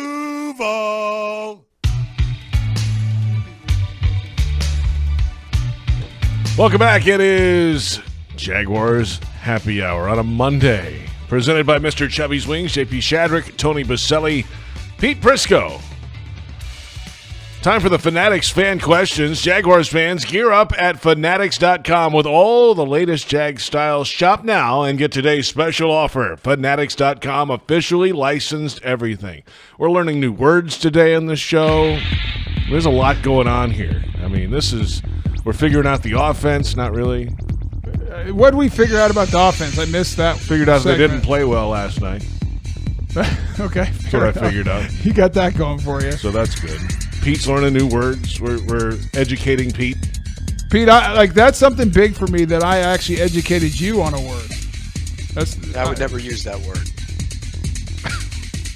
It's not shocked by that at all. Not the point. Question number one. What? Just because you use a word when you can use something else, JP, that makes you can use something much simpler. So why would you make it more complicated? I agree. So you can I agree. You make it where everybody can understand what you're saying, right? Yeah. Correct. JP, I heard you doing a game the other day, by the way. Oh, thanks, Pete. I appreciate it. I feel like I just got ripped for using you did. a good word properly. You're trying to act smart because you went to Southern California, which you don't need to do. You can just talk normally, like a human. But you knew exactly what I knew exactly what you meant because I'm a little You're smarter than Pete. You went to Alabama. I did, yeah. Harvard to the South. He went to ASU. That explains everything. Party school. I scored 1,400 on my SATs. I don't know what you're talking about. Pete, thanks for listening, Pete. Saturday night. Yeah, I heard you. Yeah, nice job. JP does a good job. He's very good at what he really does. Lions did a good job Saturday night too, by the way. You're like the Lions play-by-play guy. I need to get an apartment in Detroit, I think. I've been 9 nights in Detroit this year. 4 in training camp, 3 Thanksgiving, 2 this weekend. Let's get to the questions, shall we? Let's do that. The cat signal is out. Here's the best we've come up with. At St. Aug_Jags fan, are the playoffs still a lock? I'm out of the lock business now, for the record. We figured that out last week. I'm out. So you guys talk amongst yourselves. This is an easy one for me. Lock the playoffs. It's a lock. Whoa. Even if Trevor doesn't play this week? It's a lock, Pete. You heard what I said. It's a lock. He didn't stutter. Okay, I'm not going that far. Yeah, because you... Well, I'm not. I'm a realist. I'm not a pom-pom waver like you, but I'm a realist. What part of this show today made me sound like a pom-pom wearer? When you weren't questioning Doug for not spiking the football. First of all, I'm going to ask a neutral person here. JP. Yes, Tony. Did I say on the air that I disagreed and I would have spiked the ball? No, you said, in fact, Pete, I agree with you. I would have spiked the ball. However, there are multiple ways to do it. Okay, but same thing. I mean, I said Well, that's like hedging. It's like hedging what you're saying. It's not hedging it at all, Pete. It's actually saying one or the other. Which do you think he was wrong about? Was he wrong? Because there's no. Okay, we can both sit here and say Trevor was wrong, right? Yeah, Trevor shouldn't have thrown the ball. Okay. Now I can sit here and say, I think Doug was wrong. You will say you would have disagreed with him, but you're not going to say he was wrong. Based on the play execution, everyone was wrong. I'm just saying philosophically, what he said after philosophically, what he said after the game about the situation. Okay, I disagree. I would take a different tact, but he's not the only person in the NFL that thinks going faster gives you an advantage. And they're all wrong. Okay. Pete's the smartest guy in football. Yeah. Just ask him. I might be. I give myself more options, I'll tell you that. So I don't know where I was pom-pom waving. I have no problem. I love this franchise. I love this team. We'll put a poll up. Is Tony pom-pom waving? No, go ahead. Put it up. So you're not locking, for the record, Pete. You're not locking. No, hell no. And JP, you can never lock anything ever again. I'm out of the lock business. I told you. By the way, people are all saying don't let JP. Somebody actually was really harsh, and they said let triple lock Trent Baalke go in or something. I saw that on Twitter. Wow. Okay, but here's the good news. The triple lock curse is over. You triple locked it. We lost 3 in a row. We've paid our penance. We are free. We're going to win. It's like the groups of three. Like Jack White, the That's musician, exactly right. the whole deal. Exactly right. Next question. At Brandon Bush 817, are you worried about Trevor, or is this team just not that good? And he's trying to play hero ball, and it's just not working out. What's that question? Are you worried about Trevor, or is this team just not that good? How about he had a bad game? Okay. Is this really the secret media member? The hero ball thing is another way of saying, is he pressing because of what's around him and what's happening around him? And the answer to that question, I would say, is yes. Yeah, I don't think. But it's not hero ball. That's a strange way to describe it. I think he is pressing at times, though. Oh, you still haven't named the media member you were crushing in the opening of the show. I'm not going to. I told Why not? you that. You know what you can do? You can figure it out. I think I know who it is. I'm not going to name him either. I know who it is. You know who it is. Yeah, if you guys But I didn't bring it up. I'm not. No, I brought it up saying I'm not going to say the guy's name. Why not? Because I don't want to. Didn't you bring up Hayes last time? I'll say his name. I know who it is. Go ahead, say it then. It was Hacker. Do you confirm or deny this, Tony? I'm just confirming this, that I think it's a ridiculous comment. I think it's a ridiculous comment to make. Well, and I don't think he was making the comment. If I read it right, he wasn't making the comment to say he would take Gardner Minshew over Trevor Lawrence, because I think he actually said he wouldn't. I'm just gonna. Well, then why tweet it? Is that 2 media guys in 2 years that he's just shredded? JP? Yeah, that's 2. He had Hayes a few years ago, and he was trying to fire Todd Wash, and now it's this one. Say about me back in the day when I covered the team. All right, our next question. Let's move along. At Jaws 960608, I've noticed our O-line never takes exception when opposing players get a little extra twist, pull, or forearm shot on Trevor. Where's the nastiness? Where are the enforcers? Boselli and Cersei would have been fighting. Okay, before we get to this, I'm just going to read this tweet out loud. Oh, gosh. And Pete, that was a perfect lead into that. And Pete, if you tell me what this says, this may be a bad time to bring it up, but Gardner Minshew went into Baltimore and beat the Ravens on their home field earlier this year. Like what you're saying there, what are you saying there, Pete? When that is said, he's just irritating people like you. No. Didn't he follow up with another one though? Well, I think after he got a bunch of heat, I was just joking.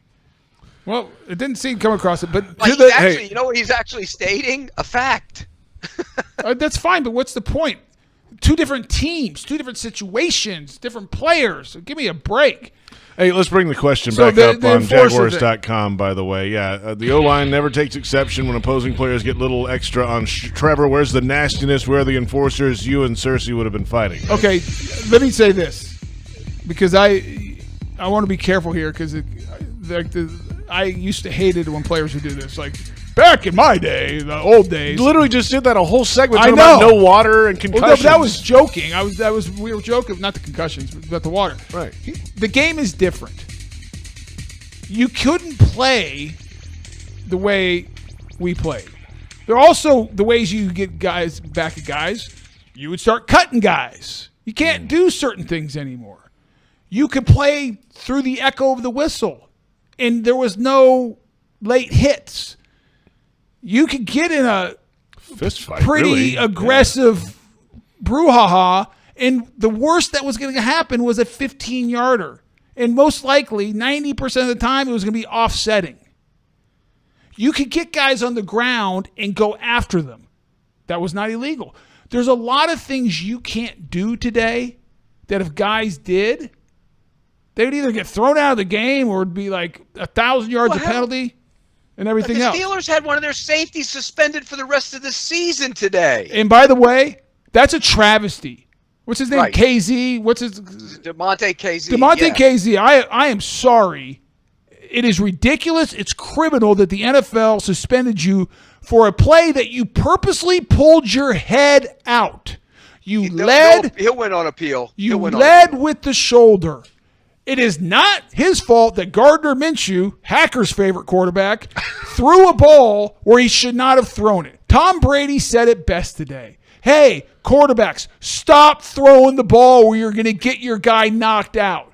Because there's once a time in this league when you played quarterback, you didn't throw that ball because you actually liked the guy you're playing with, and you knew if you threw it in certain places against certain defenses, that dude might not be back the next week or ever because he might be dead. Because guys got knocked out. Now I'll get the old guy. I think the game was better then. Not because I don't want guys getting knocked out, because you couldn't throw the ball certain places. And if you did, you paid the price. And as a quarterback, you better understand that. That's not DeMonte Casey's fault. That was Gardner Minshew throwing a ball where he shouldn't have, and a guy trying to make a heck of a play. What's Casey supposed to do? Sit there and let him catch it? It's football. He led with his shoulder. He did what he best he could to protect himself and the other guy, but he's supposed to dislodge the ball from the guy. That should not have been a penalty. That should have been a penalty. And the guy's getting suspended for a year? Give me a break. That's terrible. 3 games and playoffs. It's terrible. Well, they won't be in the playoffs, so I don't think he's going to worry about the postseason. But Pete, you know what I'm saying? It's terrible. No, I agree. I think it was they'll reduce that on appeal. But you're taking money out of the guy's pocket. So, like, back to the question that they're asking, there's certain things you can't do that Leon and I and other players did. You just can't do it. It's a different game. Do I think I'm less worried about these guys responding?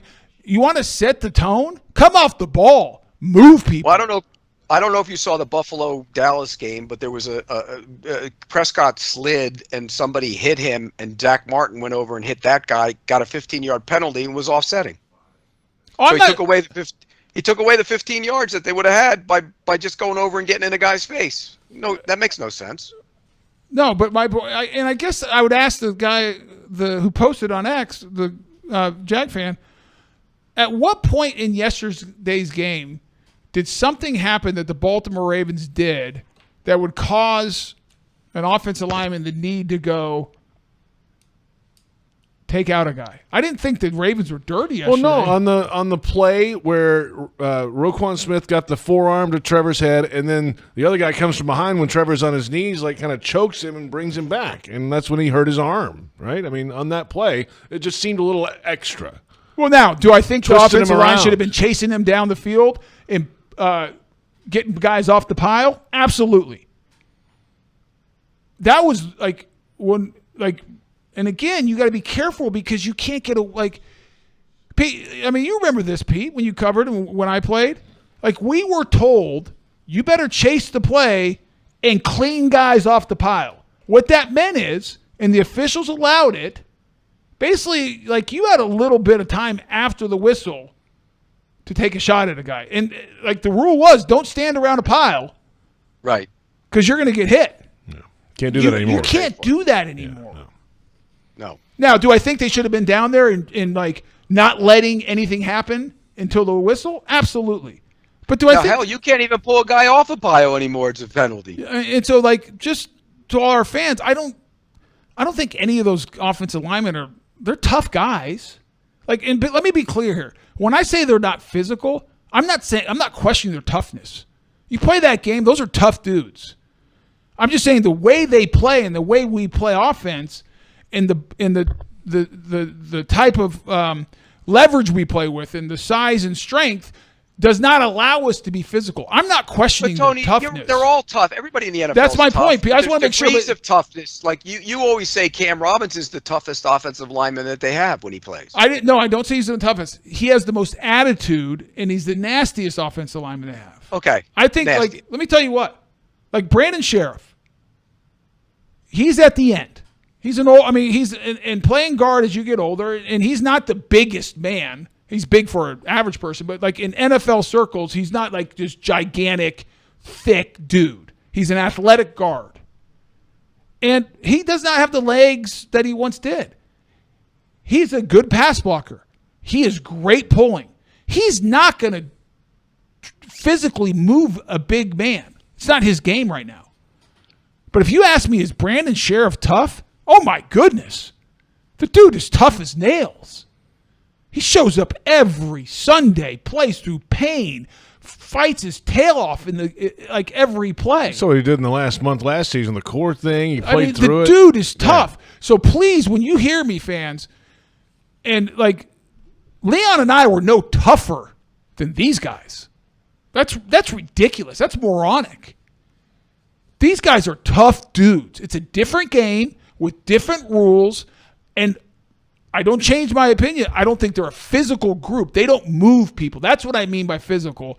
I just want to make sure that is crystal clear because I will never question, unless it is so obvious, a guy's toughness on the offensive line especially. Those are 5 tough dudes. Walker Little, what he did, and what Ezra Cleveland did, playing through injury, that's toughness. Right. They got my respect. We are clear. Crystal clear. Thank Am you. I clear? Crystal. Crystal clear or crystal? Crystal. I can have the reporter read it back to you. At Dan8381, maybe the most important question to be asked is what Tony Boselli is getting Pete Prisco for Christmas. Cole. I'm wondering myself. Cole. I don't know. He came with an attitude, so he gave me an attitude today. So Pete's the bad elf. Yeah.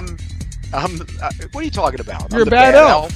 Well, you have the stature of the bad elf. I'm the Grinch, Tony. You're not tall enough for the Grinch. I'm the Grinch. I'm the angry Grinch.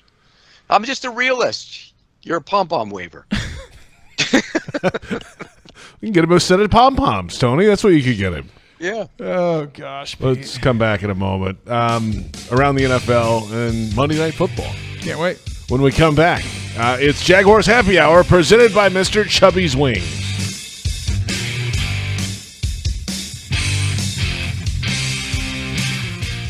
Mr. Chubby's Wings is a whole lot more than just wings. Craving the ultimate game day experience? Look no further. Swing by Mr. Chubby's and indulge in the biggest and best wings in town, all while soaking up the lively atmosphere with fellow sports fans. With plenty of game day specials and locations on the West Side, Fleming Island, Ponte Vedra Beach, and new this season, Everbank Stadium, they're here for all your game day needs. Mr. Chubby's Wings is a proud partner of the Jacksonville Jaguars. Mr. Chubby's Wings, before the game, after the game, and during the game.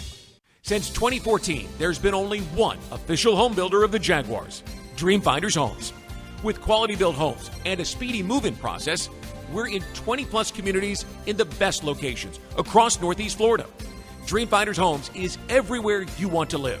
So get off the sidelines, Jags fans, and get into the game. Let Dream Finders help you navigate your home purchase and offer great interest rates. Visit DreamFindersHomes.com for all your move-in ready homes and step up your game. Football and Miller Lite. Duval's greatest pairing. Can cracks at kickoff. Tailgates going well past postgame. Sunday night overtime. Followed by Monday morning pride. Knocking on bar tops for luck. Kicking back on any given Sunday. You never forget the way some things taste. Jags football tastes like Miller time. Celebrate responsibly. 2023 Miller Brewing Company, Milwaukee, Wisconsin. Hey Jags fans, stop dreaming of creating your game day fan cave and build the Jaguars den of your dreams with ZipChair. When it comes to maximum comfort, ZipChair.com is the only place for officially licensed Jaguars recliners, sofas, bar stools, office and gaming chairs, all featuring high quality embroidered Jags logos. Crack open a few cold ones in the comfort of a ZipChair and make your home the place to be on game day. Head over to zipchair.com and save 20% today. Use code JAGSRadio at checkout. Zipchair.com, furniture for fans. At Ameris Bank, we're with you. We asked our team what that means to them. We're with you means we have a partnership. It's a relationship. We're here for the long haul. We have a solution for each and every person that chooses to bank with Ameris. When you're starting your first checking account, starting your own business, buying a home. Personally, commercially, corporately, whatever needs you have, we take great care of our customers. We're with you. We're with you. We're with you. Learn what it means for you at amerisbank.com/withyou. Equal housing lender, member FDIC. iPhone 15 Pro on Verizon. It's your last chance to trade in any iPhone in any condition for the new iPhone 15 Pro with titanium and iPad and Apple Watch SE, all on us with Unlimited Ultimate. Act now. Visit Verizon.com. iPhone requires Unlimited Ultimate plan first. Service plan required for iPad and Apple Watch. $999.99 device payment or full retail purchase with new smartphone line required first. Less $1,000 trade-in/promo credit. Up to $459.99 device payment purchase with new line on eligible plan required per Apple Watch or iPad. Less up to $459.99 promo credit per device applied. 0% APR. Additional terms and conditions apply.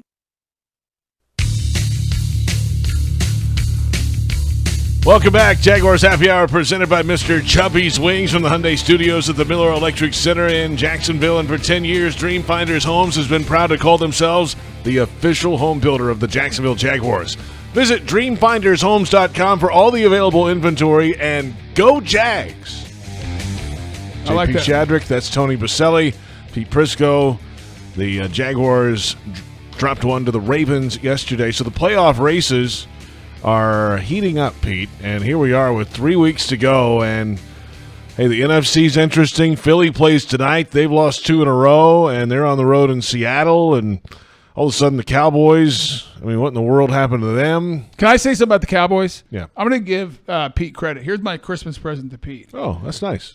Pete said it 3 weeks ago, I think it was, that Buffalo has found something and nobody wants to play them. And when he said it, I was like, whatever. You know, Pete's such a Josh Allen fan, the other Josh Allen, not our Josh Allen, that I'm like, come on. He's just, fanboying Josh Allen and the Bills. Pete was right. What they found was a running game, 266 yards last night. But they're a much – I don't know what happened, Pete, and I don't watch them enough. I know you do. They are the team. They might be the best team in the AFC right now. Correct. They might be. And they might not make the playoffs. Their defense has gotten a lot better, Tote. Okay? They got guys back. Young guys are playing better. But the offensive line has really come on. Really come on. I mean, they were just mauling dudes on Sunday, and they protected better. Spencer Brown, you know him, the right tackle. He's had a rough couple go the last couple years. He's healthy now. He's playing really good at right tackle. So I think you add it all up. You know Josh Allen's going to give you what he can give you. They didn't even need him on Sunday. Didn't even need him. They're the best team in the AFC right now. They would be to me, they'd be the favorite if they can get in. They might not even get in. Well, they're 8-6 right now, but they're outside because of tiebreakers, right, Pete? Yeah, but here's the thing, Tony. They win the next 2. Miami loses either to Dallas or Baltimore, which they could lose both of those. Yeah. The final game of the season in Miami will be for the division title.